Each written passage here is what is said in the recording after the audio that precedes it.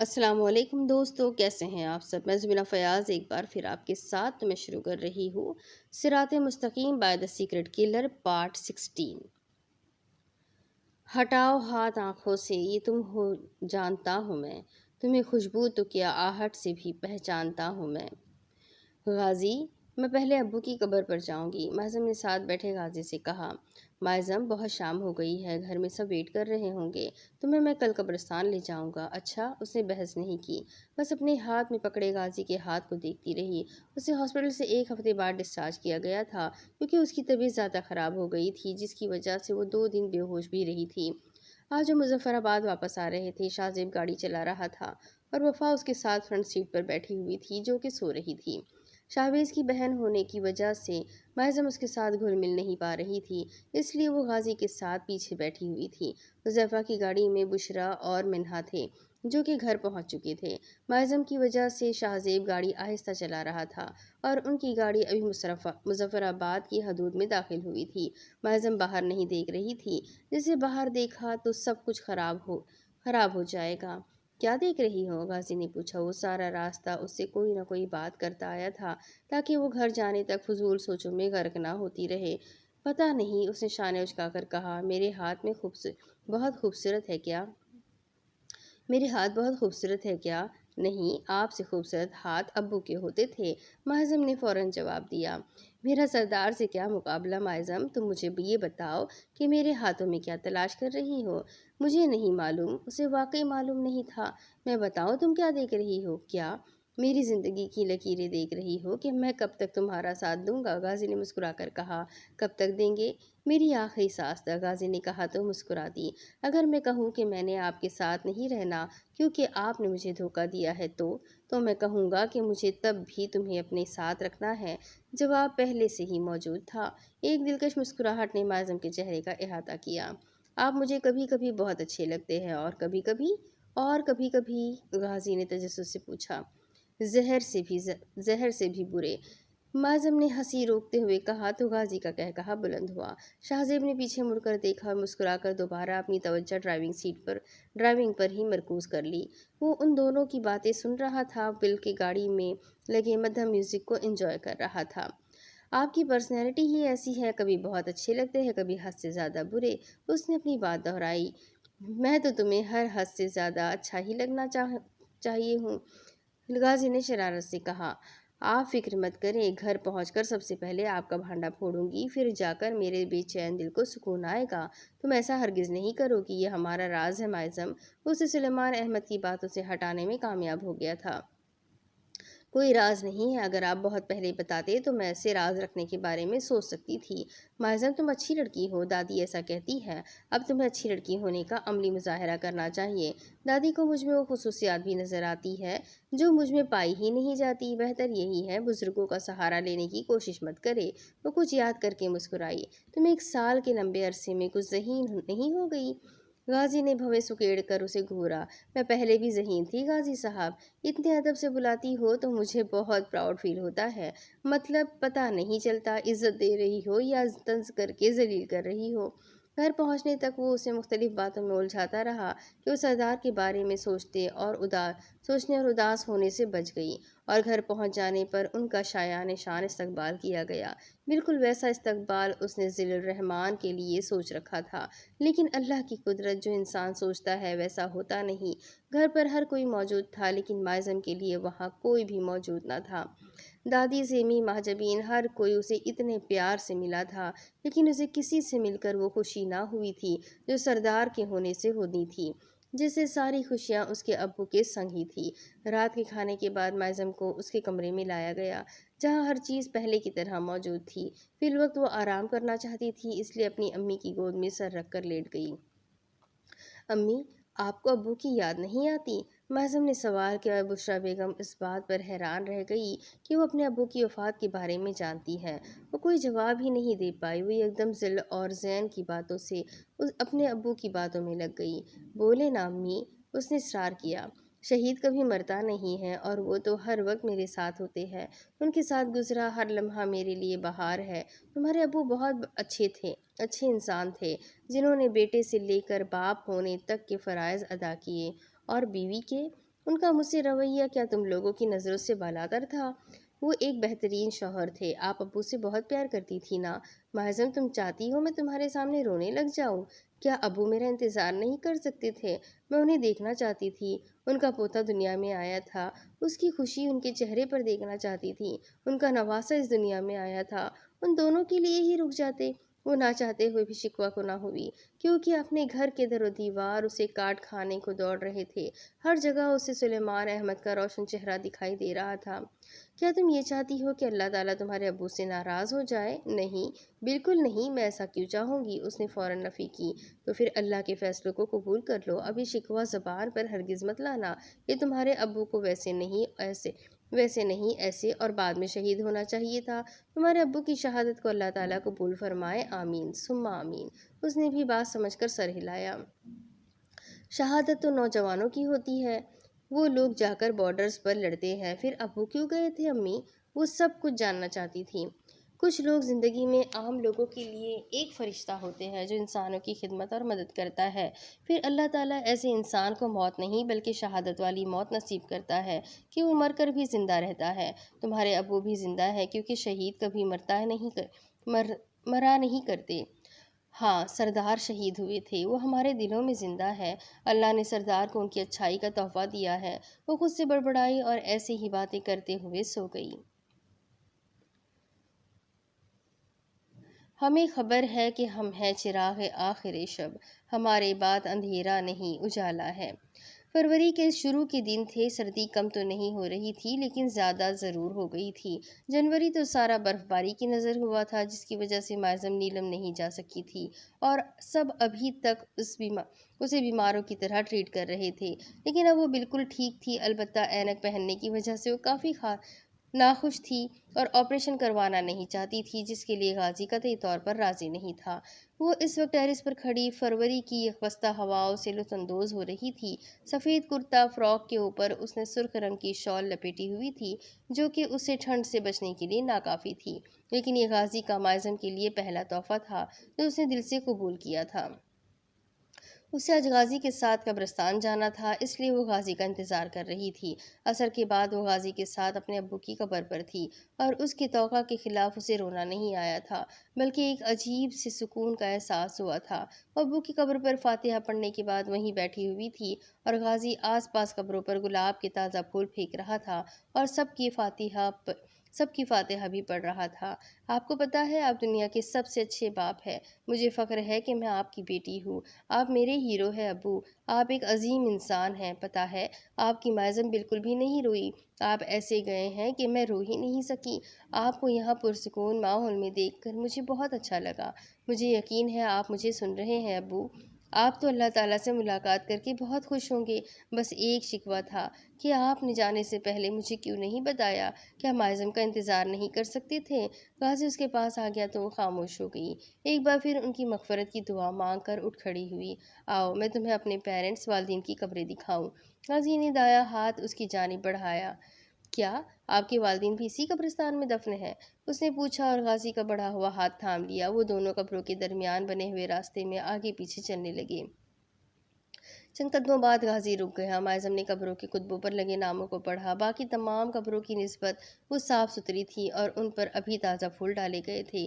باقی تمام قبروں پر بھی غازی نے پھول وغیرہ پھینکے تھے، لیکن وہ قدرے بوسیدہ اور پرانی ہو چکی تھی جو ان کی اولاد کا پتہ بتا رہی تھی کہ وہ کتنی صالح ہے۔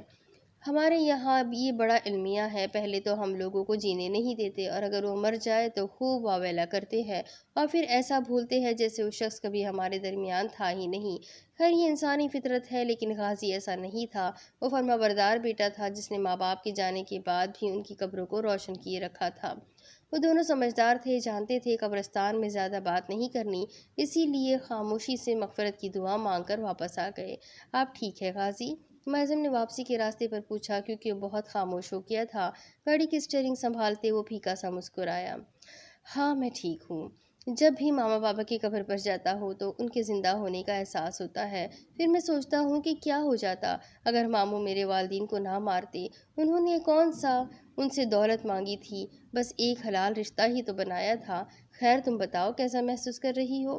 वो दुख से कह रहा था और मायज़म खामोशी से सुनती गई कि आखिर में उसने मायज़म से पूछा। मैं पुरसुकून हूँ, अच्छी बात है। आपको पता है आप बहादुर है। अगर तुम मुझे 10 साल की उम्र में देख लेती तो ये कभी मत कहती, बल्कि तुम कहती गाजी आपसे बड़ा बुज़दिल इंसान इस दुनिया में कोई नहीं है। वो धीरे से हंसा। क्यों, क्या आप भी कॉकरोच और छिपकली से डरते थे? उसने हैरानी से पूछा।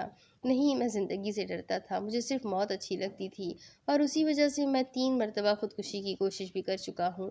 2 मरतबा तो ताया जान से ऐसी धांसू किस्म की छतरूल हुई कि ज़िंदगी से प्यार हो गया। वो कुछ याद करते हुए हंस पड़ा। आप पर खुदकुशी यकीन नहीं आ रहा। अब मैं सोचता हूँ तो खुद भी यकीन नहीं कर पाता। आपने अपने वालिदैन के बगैर ज़िंदगी कैसे गुजारी थी? सरदार वालिद के तौर पर मेरी ट्यूनिंग करते रहते थे। नॉट अ बिग डील, और तुम फिक्र मत करो, ज़िंदगी गुजर ही जाती है जैसे हम सबकी गुजर रही है सरदार के बगैर। लेकिन ज़िंदगी में एक एम्प्टीनेस आ जाती है गाजी। जाने वाला यादें छोड़ जाता है। अब ज़्यादा बेहतर यही रहेगा कि हम अपने दर्द को लोगों के सामने इश्तिहार ना बनाएं। जी ये बेहतर है। मुझे ये बताओ कि तुमने अब तक मेरे बारे में क्या जाना है? मैं आपके बारे में कुछ भी सही से नहीं जानती गाजी। उसने ढीठपन का मुजाहरा करते हुए तस्लीम किया, क्योंकि गुजरे चंद दिनों में उसने कुरान पाक को याद किया था और किसी काम को करने का दिल ही नहीं किया। गाजी के माजी को भी नहीं जाना। तुम्हारा शौहर हूँ, मेरे बारे में मालूमात रखा करो लड़की, उसने मसनूई रपटने वाले अंदाज में कहा। शौहर तो देखो जो शादी से पहले बीवी को अगवा करवाता है, उससे मालूमात लेता है, फिर छुप कर बातें करता है और फिर छोड़ देता है। उसने तंज किया। इस सब के लिए माफ़ भी कर दो अब। और वैसे भी सरदार के कहने पर तुम्हें अगवा किया गया था। क्या? क्या कहा? मेरे अब्बू? बेहतर होगा झूठ का सहारा ना ले और मेरे शहीद वालिद पर इल्ज़ाम मत लगाए, माजिम ने जारहाना अंदाज में कहा। सरदार सलीम के कहने पर ही अरसलान ने चंद लोगों के साथ मिलकर माजिम को अगवा किया था, क्योंकि वो माजिम का डर ख़त्म करना चाहते थे और उसे हुदा की मौत के ट्रामा से निकालना चाहते थे। उन लोगों को सारी मालूमात थी, लेकिन फिर भी माइज़म को ये बताना चाहते थे कि उसकी मदद की वजह से वो लोग हुदा के कातिलों को पकड़ने में कामयाब हुए हैं। माइज़म को ये एहसास दिलाया कि वो अकेले बहुत सी मुश्किलात का मुकाबला कर सकती है और इस बारे में उसने कभी सरदार को नहीं बताया था। और अब तो सारी ज़िंदगी इसी बात का ताना दिया करोगी कि मेजर शाम उर्फ गाजी तुम अब बीवी लग रही हो। क्या मतलब? मैं सिर्फ आपकी मनकूहा हूँ, उसने कड़े तेवरों से कहा। सादा उर्दू में उसे बीवी ही कहते हैं, लेकिन आप मुश्किल उर्दू का सहारा लेते हुए मुझे मनकूहा ही कहे, उसने कहा। और गाजी का कह कहा बेसाख्ता था। लो जी, अब तो बीवी वाला रौब भी शुरू। अल्लाह खैर करे। गाजी ने गाड़ी पोर्च में खड़ी करते सर्द आह भरी। अब तो गुजारा करना होगा, वरना रुखसती का प्लान कैंसल। गाड़ी से निकलते माइज़म ने भी मजाकन कहा, जो गाजी ने सीरियस लिया। ये बात मजाक थी माइज़म, मैं तुम्हारे भाई से आज ही बात करने लगा हूँ। गाजी भी उसके पीछे अंदर आया। हुज़ैफा भाई को मिन्हा आपी के ज़रिए में काबू कर लूँगा, भगा कर ले जाऊँगा, वो भी गैर संजीदगी से बोला। हुज़ैफा भाई को मिन्हा आपी के ज़रिए मैं काबू कर लूँगी, भगा कर ले जाऊँगा, वो भी बगैर संजीदगी से बोला। मेरा भाई अभी ज़िंदा है। माज़म ने लाउंज में बैठे हुज़ैफा की तरफ इशारा किया, जो ज़िल को हवा में उछाल रहा था। घर के सब लोग उधर ही बैठे हुए थे। मुजफ्फराबाद फिर से आबाद होने लगा था, शायद माज़म की वजह से। सबकी हंसी माहौल को खुशगवार बनाए हुई थी। तुम्हारा भाई भी मुझे रोक नहीं सकता, मेरे पास लीगल परमिट है। अस्सलाम वालेकुम। आज़म और गाजी ने सबको मुश्तरका सलाम किया और वहीं बैठ गए। वालेकुम अस्सलाम, सब ने जवाब दिया। क्या चल रहा है? बड़े खुश लग रहे हैं सारे, गाजी ने सवाल किया। माज़म ने हुज़ैफा से ज़िल को लिया और वफ़ा के साथ बैठ गई। हम सब किसी खास मौजू पर गुफ्तगू फरमा रहे हैं, मसलन मेरी शादी, उसने सिर्फ माज़म को चिढ़ाने के लिए कहा। वाह गाजी, मान गए, दिल को दिल से राह होती है। मैं अपनी 2 बहनें तुम नालायक भाइयों को देने का ही सोच रहा था और उसी पर हम लोग बात कर रहे थे। वो तो पहले ही दे चुके हो, अब तो रुखसती की बात करो हुज़ैफा। जनाब वही सोच रहा था, बल्कि फ़ैसला भी कर लिया है, बस डेट फाइनल करनी है। लगता है जनाब को शादी की बहुत जल्दी है, मिन्हा ने गाजी को छेड़ा। जाहिर है, निकाह को 1.5 साल हो गया है, अब भी मुझे जल्दी ना हो, गाजी ने शरीफाना अंदाज में कहा। सदके जाओ गाजी भाई, آپ کو تو ٹائم پیریڈ بھی یاد ہے۔ وفا نے بھی غازی کو آڑے ہاتھوں لیا۔ معظم اس سب میں خاموش تماشائی بنی ہوئی تھی۔ بظاہر تو وہ ذل کے ساتھ کھیل رہی تھی، لیکن کان ان سب کی باتوں میں لگے ہوئے تھے۔ اسے وفا سے اب کوئی مسئلہ نہیں ہوتا تھا، اور وفا وہ کب ان کی فیملی کا حصہ بن گئی کسی کو پتہ نہیں چلا، لیکن یہ مخلص لوگ وفا کو بہت عزیز ہو گئے تھے اور وہ ان کے ساتھ ہی رہنا چاہتی تھی۔ کتنا منصفانہ قانون ہے قدرت کا۔ کل فیصل نے حلیمہ کو اس خاندان میں شادی کرنے کی وجہ سے قتل کیا، اور آج اس کی بیٹی بھی اسی خاندان کے ساتھ حلیمہ کی بہو بن کر بیٹھی ہوئی ہے۔ وفا کہاں سے آئی، کیوں آئی، کسی کو اس سے سروکار نہیں تھا۔ وہ شاہزیب کی بیوی اور حلیمہ کی بہو تھی، اور یہی رشتہ سب کے لیے معتبر تھا۔ انعام سے بھی پوچھ لو، یقیناً اسے اپنے نکاح کے مہینے، دن اور گھنٹے بھی یاد ہوں گے۔ میں نے تو صرف اندازاً کہا تھا، غازی نے ہنستے ہوئے وفا سے کہا، اور واقعی ایسا ہی تھا۔ شاہزیب نے سب یاد رکھا ہوا تھا۔ اب ظاہر ہے معظم اور غازی کی شادی ہونی ہے، تو ساتھ ہی شاہزیب اور وفا کی بھی ہونی ہے۔ غازی نے معظم کو دیکھا جو اسے گھور رہی تھی، اور پھر وہ واپس گلا پھنکار کر سب کی طرف متوجہ ہوا۔ میں تو رخصتی کا معظم کی مرضی سے ہی سوچوں گا، جب وہ چاہے گی۔ اگر انعام کو اور وفا کو زیادہ جلدی ہے تو… اس نے ایک نظر معظم کو دیکھا جو بس اٹھنے ہی والی تھی، شاید غازی کی اوور ایکٹنگ کا اینڈ کرنے کے لیے۔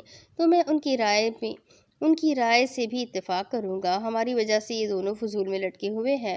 میں تم دونوں کے لیے معظم کو منانے کی پوری کوشش کروں گا۔ سب کے کہے بلند ہوئے تو معظم کو غصہ ہی چڑھ گیا۔ بھائی مجھے بتائے ذرا کہ مجھے گھر آئے کتنے دن ہوئے ہیں؟ معظم نے حذیفہ سے بات کرنے کا سوچا۔ 1 ہفتے سے زیادہ، حذیفہ نے سوچ کر جواب دیا، کیونکہ ٹھیک دن اسے یاد نہیں تھے۔ تو کیا میں ٹھیک ہو گئی ہوں؟ اتنی جلدی آپ شادی کا سوچ رہے ہیں؟ پلیز مجھے تھوڑا ٹائم دے، ابھی تو میں سردار کی وجہ سے اتنی ڈسٹرب ہوں۔ آخر میں معظم سنجیدہ ہو گئی اور ذل کو اپنی ماں کو تھمایا اور اٹھ کر چلی گئی۔ لاؤنج میں خاموشی چھا گئی۔ وہ سب جانتے تھے معظم ابھی 1 سال پیچھے جی رہی ہے، اور اسے واقعی وقت کی ضرورت تھی۔ غازی بھی خاموشی سے اسے جاتے دیکھتا رہا، پھر اپنا موبائل نکالا۔ تم نے سب کو ایموشنل ٹریپ کیا ہے ڈرامہ کوئن، دوبارہ ایسا مت کرنا، سب ہرٹ ہو جاتے ہیں۔ سینڈ کا بٹن دبایا اور میسج معظم تک پہنچ گیا۔ افسوس آپ کا لیگل پرمٹ کسی کام نہ آیا۔ جواب 1 منٹ بعد آیا تھا، اور غازی نے لب دانتوں تلے دبا کر مسکراہٹ کو روکا۔ تمہیں تو میں دیکھ لوں گا معظم، دن بدن شرارتی ہوتی جا رہی ہو۔ غازی نے میسج کیا۔ اب کہ معظم کا جواب نہ آیا تو وہ بھی اٹھ کر کمرے کی طرف چلا گیا۔ ابھی وہ آرام کرنا چاہ رہا تھا۔ دن جس طرح ہمیشہ گزرتے تھے اب بھی گزرنے لگے۔ غازی پریشان سا پیشانی مسلتا اپنے کمرے میں ٹہل رہا تھا۔ ظاہر ہے احمد یار خاصا ایماندار ایس پی ہے، اس کے ساتھ تو ایسا ہی ہونا تھا۔ دوسری طرف سے ارسلان نے کوئی اطلاع دی تو وہ جلدی جلدی اپنا سامان پیک کرنے لگا۔ انعام چھٹیوں پر ہے، میں نہیں چاہتا فی الحال اسے تکلیف دوں، میں کہتا ہوں کچھ انٹیلیجنس والے کام کر رہے ہیں، تم پریشان نہ ہو۔ وہ کمینہ میرا سالہ ہے شام، ارسلان نے پریشانی سے کہا۔ اوئے الو کے پٹھے، احمد یار کو کچھ نہیں ہوگا، تم بس اس کا کال ریکارڈ چیک کرو کہ آج کل کس کے ساتھ اس نے ڈیل کرنے سے منع کیا تھا، اور اپنی بہن کو گھر لے آؤ۔ جب تک یہ مسئلہ حل نہیں ہوتا، وہ اپنی گن لوڈ کرتا ارسلان سے کہہ رہا تھا، جو اپنے بہنوئی کی وجہ سے پریشان تھا۔ ہاں میں ادھر ہی ہوں، بس احمد یار ٹھیک ہو، ورنہ میری بہن جیتے جی مر جائے گی۔ ارسلان کا فکر مند ہونا لازمی تھا۔ ارسلان اللہ پر بھروسہ ہے نا، وہ اپنے بندوں کو اکیلا نہیں چھوڑتا، تم فون رکھو میں آتا ہوں۔ معظم کے وقت پر ارسلان نے میجر شام کا بہت ساتھ دیا تھا، اور اب میجر شام کی باری تھی کہ وہ اپنے دوست کے لیے کچھ کر سکے۔ اس نے ایک دوسرے نمبر پر کال کی اور ساری صورتحال بتا کر مدد طلب کی۔ مجھے صرف آدھا گھنٹہ دے غازی بھائی، تمہارے پاس 20 منٹ ہیں؟ جی بھائی۔ وہ فریش ہونے کے لیے واش روم میں چلا گیا اور نہا کر باہر نکلا اور جلدی سے اسپلینڈر خود پر اسپرے کیا جیسے وہ کسی خاص میٹنگ میں جا رہا ہے۔ وہ تیار ہوا اور اپنا بیگ کندھے پہ ڈال کر باہر نکلا۔ آہستہ سے معظم کے کمرے کا دروازہ کھولا اور اندر آ گیا۔ کمرے میں پرسکون سا ماحول تھا اور وہ اسٹڈی ٹیبل پر جھکی بیٹھی تھی۔ وہ کچھ بول بھی رہی تھی، لیکن غازی کو جلدی جانا تھا، اس لیے گلا کھنکھار کر اسے متوجہ کیا تو وہ اس کی طرف مڑی، بائیں ہاتھ سے اینک درست کی اور قرآن پاک بند کر کے محبت سے چوم کر اٹھ کھڑی ہوئی۔ آپ کہیں جا رہے ہیں؟ غازی کو بیگ سمیت बैग समेत तैयार देखकर उसने पूछा। हाँ, लाहौर में एक काम है, गाजी ने बताया। तो मुझे बताने आए हैं, नहीं इजाज़त लेने, उसने मुस्कुराहट छुपाते हुए कहा। 20 मिनट तक वो माज़म से बात कर सकता था। वाह, हमारे नसीब इतने अच्छे कब से हो गए। वो हमसे इजाज़त तलब करने को खड़े हैं। खुदा की कुदरत। वो कौन? वो जो पहले अगवा करते हैं फिर शादी करते हैं। अल्लाह अल्लाह, लड़की अब इस बात को छोड़ भी दो। किस काम से जा रहे हैं? बताऊंगा, लेकिन वापसी पर। वापसी कब है? मुकर्रर नहीं है। अल्लाह हाफिज़, उसने मुस्कुराकर कहा। अचानक दिल भर आया। चलो अच्छी बीवी की तरह मुझे गुड बाय बोलो। मैं अच्छी बीवियों वाले गुरदादी से सीखूंगी। और अभी मेरी दुआ है, अल्लाह आपके काम में आसानी फरमाए। माज़म ने दुआ दी तो गाजी ने हंसकर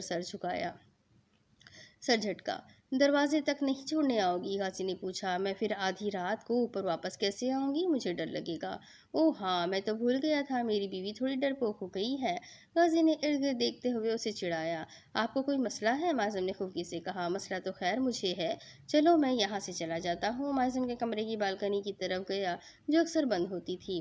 गाजी यहाँ से कैसे जाएंगे? वो फौरन उसके पीछे आई। एक रिक्वेस्ट करूँ? गाजी ने बालकनी से नीचे झांकने के बाद कहा। ज़्यादा ऊंचाई थी, लेकिन वो माज़म को इम्प्रेस कर लेगा। चलें, मैं आपको नीचे तक छोड़ आती हूँ, माज़म ने कहा। बिला वजह कोई टांग बाजू तुड़वा बैठेंगे? नहीं, मैं यहीं से जाऊँगा, तुम बस मुझ पर आयतुल कुर्सी पढ़कर फूंक दो, गाजी ने कहा। तो माज़म मुस्कुराई और सर झटक कर पढ़ना शुरू किया। माज़म तुम बहुत अच्छी हो। गाजी मुस्कुराकर उसे देखता रहा। माज़म ने आयतुल कुर्सी पढ़कर उस पर फूंक दी। तुम मेरा इंतज़ार करना, मैं यहीं आऊँगा, गाजी ने शरारत से उसकी नाक को छूते हुए कहा और रेलिंग पर बैठ गया। जैसे मुझे अपनी ज़िंदगी में कोई काम नहीं है, सिर्फ आपका इंतज़ार करती रहूँ हूँ। तुम इंतज़ार नहीं करोगी तो मैं जल्दी कैसे आऊँगा? अगले माह शादी है, उसके लिए तो आ ही जाएंगे। तो तुम चाहती हो कि मैं अगले माह आऊँ? कितनी बेमुरवत और बेवफा बीवी हो। आप लेट नहीं हो रहे तो मुझे पर्सनली डेवलपमेंट और अच्छी बीवी बनने की टिप्स बता दे। गाजी ने बैग कंधे पर डाला और उसके देखते ही देखते नीचे लटक गया। उसने दोनों हाथों से अब भी रेलिंग को पकड़े हुए था। अब बताओ, इंतज़ार करोगी? आप गिर जाएंगे, वो खौफज़दा सी बोली। तुम इंतज़ार करोगी तो मैं नहीं गिरूंगा। क्या बच्चों वाली बातें कर रहे हैं? बच्चे ऐसी बातें नहीं करते, माज़म। वो हंसा और एक लंबी जंप लगा दी। चंद लम्हे पहले वो उसके कमरे की बालकनी से लटका हुआ और अब वो लॉन के घास पर बैठा हुआ था। माज़म को उस पर बेतहाशा प्यार आया। अब वो नीचे खड़ा मुस्कुरा रहा था। आप सर्कस में भी काम करते थे? मैं circus, park, old home, गदागिरी, watchman, हर तरह की जॉब कर चुका हूँ, माज़म। माज़म का बार बार नाम पुकारना उसे अच्छा लगता था और अभी उसका खौफज़दा चेहरा उसे लुत्फ़ दे रहा था।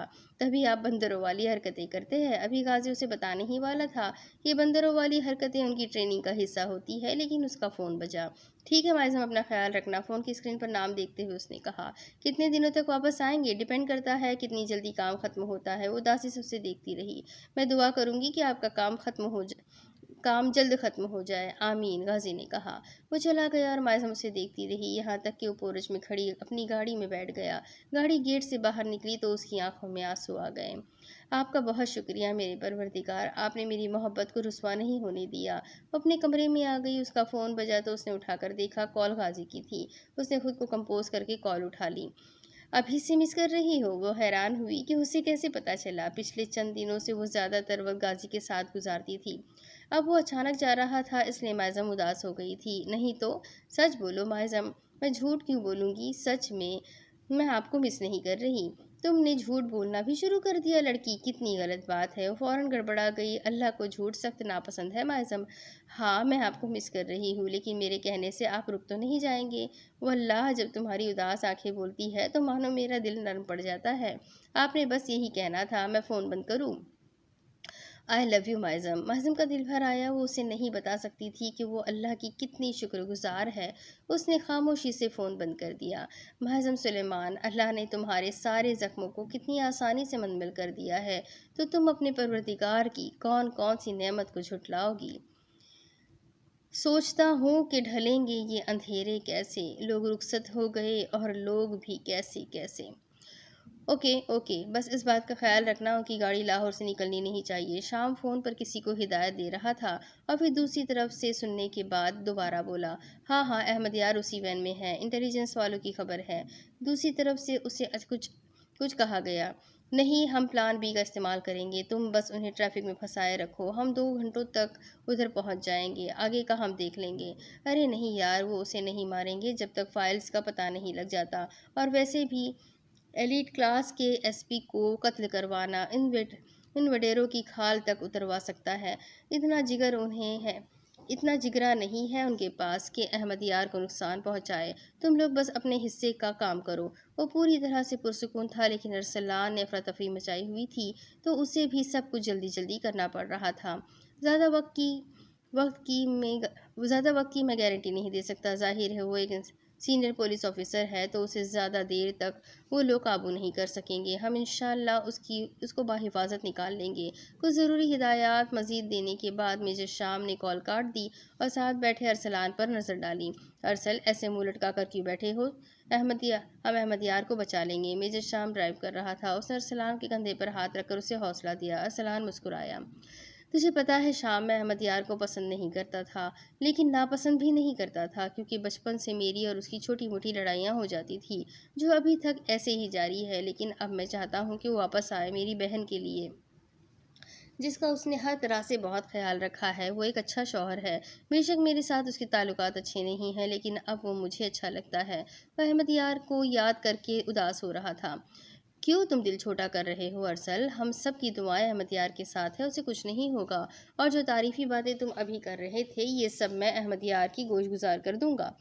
تم سے ایسے کاموں کی ہی امید لگائی جا سکتی ہے، وہ تعصب سے بولا۔ رات کے پچھلے پہر وہ لوگ اس جگہ پر موجود تھے جہاں سے اس وین کو گزرنا تھا جس میں احمد یار کو لاہور سے گجرات لے جایا جا رہا تھا۔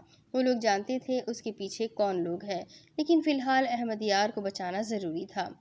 سر، وہ لوگ آپ سے صرف 15 کلومیٹر کی دوری پر ہے، وائرلیس ہیڈ فون پر اطلاع موصول ہوئی۔ میجر شام نے ان سب کو الرٹ رہنے کے لیے کہا۔ آخری مرتبہ اس نے اپنی گن پر لگا سائلنسر چیک کیا۔ اب گاڑی 2 کلومیٹر دور تھی۔ اس نے آگے کے دونوں ٹائرز پر فائر کیا اور وین رک گئی، لیکن کوئی باہر نہیں نکلا۔ شام یار، کہیں انہیں ہمارے بارے میں پتہ تو نہیں چل گیا؟ ارسلان نے پوچھا۔ ارسلان، تم کب سے اتنے ڈرپوک ہو گئے ہو؟ بھٹی ہو کر ڈر رہے ہو؟ ایڈیٹ، شرم کرو، اس سے بھی خطرناک مشنز تم نے میرے ساتھ کیے ہوئے ہیں۔ نہیں، میں ڈر تو نہیں رہا، میں میجر ارسلان بھٹی ہوں، کوئی مذاق تھوڑی ہوں۔ آج تم کچھ گا بھی نہیں رہے، کچھ تو سناؤ بھٹی صاحب۔ شام، ادھر ہم آپریشن کرنے آئے ہیں، محفل سخن نہیں۔ میں تو ویسے بور ہو رہا تھا، اسی لیے کہا، ورنہ تو ہر وقت تمہارا منہ چلتا رہتا ہے۔ وہ وائرلیس پر ہی ارسلان کو پرسکون کر رہا تھا، نظریں ہنوز وہیں پر وین پر ٹکی ہوئی تھی۔ گاڑی میں 8 سے 9 بندے ہیں، سب نے احتیاط سے گولی چلانی ہے۔ احمد یار کو کچھ نہیں ہونا چاہیے، ورنہ ارسلان کو ہارٹ اٹیک ہو جائے گا۔ وہ آج بہت پرسکون تھا اور ارسلان اتنا ہی ڈرا ہوا تھا۔ میجر شام مسکرایا اور میجر ارسلان کے ساتھ گانے لگا۔ جنگل نما علاقے میں ان کی آواز گونجنے لگی اور لوگ آہستہ آہستہ جھاڑیوں سے نکل کر درختوں کی اوٹ میں ہوتے گئے۔ گاڑی میں سے 2 لوگ نکل کر آگے پیچھے کے ٹائر دیکھنے لگے کہ اچانک کیا مسئلہ ہوا ہے، لیکن شام اور ارسل نے ان دونوں کو ہی گولی مار دی۔ وہ پانچوں باہر نکل کر سامنے آ گئے اور دونوں اطراف سے فائرنگ شروع ہوئی۔ مطلب وہ لوگ بھی اسلحہ کے ساتھ موجود تھے۔ وہ لوگ آرمی سے ٹریننگ شدہ تھے، اس لیے انہیں معلوم تھا کہ ایسی صورتحال کو کیسے ہینڈل کیا جاتا ہے۔ وہ خود کو بچاتے بچاتے ان کی گاڑی کے قریب پہنچے، کیونکہ انہوں نے بھی بھرپور فائرنگ کا جواب دیا تھا۔ کسی نے کوئی حرکت کرنے کی کوشش کی تو ماں قسم اس کا بھیجا اڑا دوں گا۔ گاڑی کی پچھلی طرف سے کوئی مرد احمد یار کو لیے ہوئے نکلا۔ احمد یار کے ہاتھ بندھے ہوئے تھے اور اس بندے نے گن اس کی کن پٹی پر رکھی ہوئی تھی۔ احمد یار کی حالت سے لگ رہا تھا کہ اسے کافی مارا پیٹا گیا ہے، لیکن ایک مضبوط مرد ہونے کی وجہ سے وہ ابھی تک سانس لے رہا تھا اور کافی حد تک ریلیکس بھی لگ رہا تھا۔ اچھا بھائی، اس سے کچھ مت کہیے گا، ہم آپ کو جانے دیں گے۔ میجر شام منت پر اتر آیا اور اس کے سامنے اپنی گن پھینک دی۔ باقی سب اسے حیرانی سے دیکھنے لگے کہ انہوں نے سرنڈر کرنے کا پلان کب بنایا تھا۔ آہستہ آہستہ وہ اس کے قریب جا رہا تھا۔ شام، ارسلان زیر لب بڑبڑایا، کیا سمجھ رکھا ہے؟ کچی گولیاں کھیلی ہوئی ہے؟ میں صدیقی صاحب کا خاص بندہ ہوں، تم پولیس والوں کو جانتا ہوں۔ وہ بڑی مونچھوں والا بندہ اتراتے ہوئے بولا۔ اوہ، تو آپ صدیقی کے لیے کام کرتے ہیں؟ ہمیں لگا کہ آپ۔ ارسلان نے اس کے کندھے پر فائر کیا اور جس سے وہ لڑکھڑا کر نیچے گرا، اور شام نے فوراً احمد یار کو پکڑ کر اپنی طرف کھینچا۔ اس سے پہلے کوئی کچھ کرتا، صدیقی کے بندے نے احمد یار کو نشانہ بنایا۔ گولی کی آواز فضا میں دیر تک سنائی دی تھی۔ میجر شام آگے آ گیا اور احمد یار کو لیے نیچے گرا۔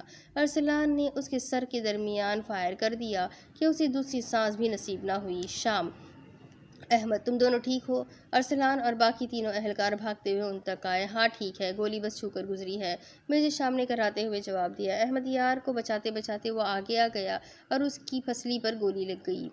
وہ اٹھنے کی کوشش کر رہا تھا لیکن اس سے اٹھا نہیں گیا۔ دیکھ لو بھٹی صاحب، تمہارے سالے کو بچا لیا، وہ درد میں مسکراتے ہوئے کہہ رہا تھا۔ چہرہ سرخ ہو رہا تھا اور ماتھے پر پسینے کے قطرے نظر آ رہے تھے۔ تم لوگ لاشوں کو ٹھکانے لگاؤ۔ فہیم، ان دونوں کو ہسپتال پہنچانے میں تم میری مدد کرو۔ ہری اپ، ارسلان کہتا ہوا میجر شام کی طرف آیا اور فہیم گاڑی لینے کے لیے بھاگا۔ شام بھائی، آپ ٹھیک ہیں؟ احمد یار نے اپنی نقاہت بھری آواز میں پوچھا۔ وہ اپنے محسن کو تکلیف میں نہیں دیکھ سکتا تھا کیونکہ گولی چھو کر نہیں بلکہ پورے اندر تک گھسی تھی۔ میں ٹھیک ہوں احمد یار، یہ ارسل تمہیں کچھ بتانا چاہتا ہے۔ گاڑی سے ٹیک لگائے وہ درد ضبط کرنے کی کوشش کر رہا تھا کیونکہ ارسلان اپنے تئیں ابتدائی طبی امداد کر رہا تھا جو کہ وہ ہمیشہ سے کرتا آیا تھا۔ فہیم گاڑی لے آیا اور ارسلان نے جلدی سے اسے گاڑی میں بٹھایا اور خون روکنے کے لیے پٹیاں کرنے لگا۔ جب تک ہاسپٹل آیا غازی بے ہوش ہو چکا تھا کیونکہ اس نے جسم پر اتنی گولیاں کھائی تھی کہ اب وہ کسی اور کے خون کے عطیات پر زندگی گزار رہا تھا۔ وہ کتنے ہیں معصوم، کتنے ہیں ظالم، نصیر آپ کیا جانے، ہم جانتے ہیں۔ معظم آپی بہت اچھی ہے، وفا نے چائے بناتے ہوئے ساتھ کھڑے شاہزیب سے کہا۔ ہاں میں بھی بہت اچھا ہوں، اس نے وفا کی توجہ اپنی طرف کروانی چاہی۔ وہ تو میں بہت اچھے سے جانتی ہوں، وفا نے تنزیہ کہا۔ کیا جانتی ہو؟ یہی کہ تم کتنے اچھے ہو، یقیناً مجھے یاد نہیں کروانا چاہیے، وفا نے شرارت سے اسے باور کروایا۔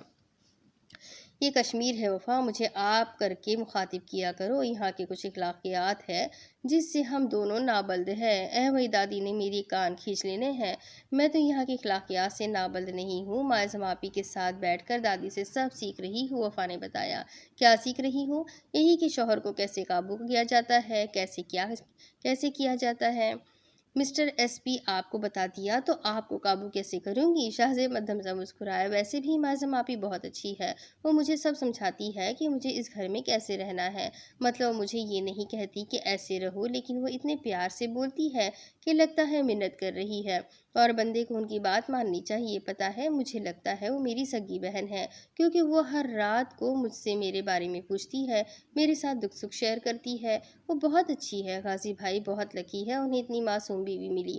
شاہزیب نے تعصب سے اسے دیکھا کہ جب بھی وہ اس سے بات کرنے آتا اس کے پاس غازی اور معظم کے بارے میں بات کرنے کی لمبی لسٹ ہوتی۔ مجھے بھی معصوم بیوی ملی ہے، بس فرق یہ ہے کہ میری بیوی جلد باز ہے اور بولتی بہت ہے۔ شاہزیب نے اس کے قریب آ کر چولہا بند کیا۔ چائے پک چکی ہے، وہ مسکرایا۔ وفا نے گڑبڑا کر اسٹو کی طرف دیکھا جہاں چائے پک کر کالی ہو گئی تھی۔ خیر، زیادہ دیر پکائی گئی چائے کا زیادہ مزہ آتا ہے۔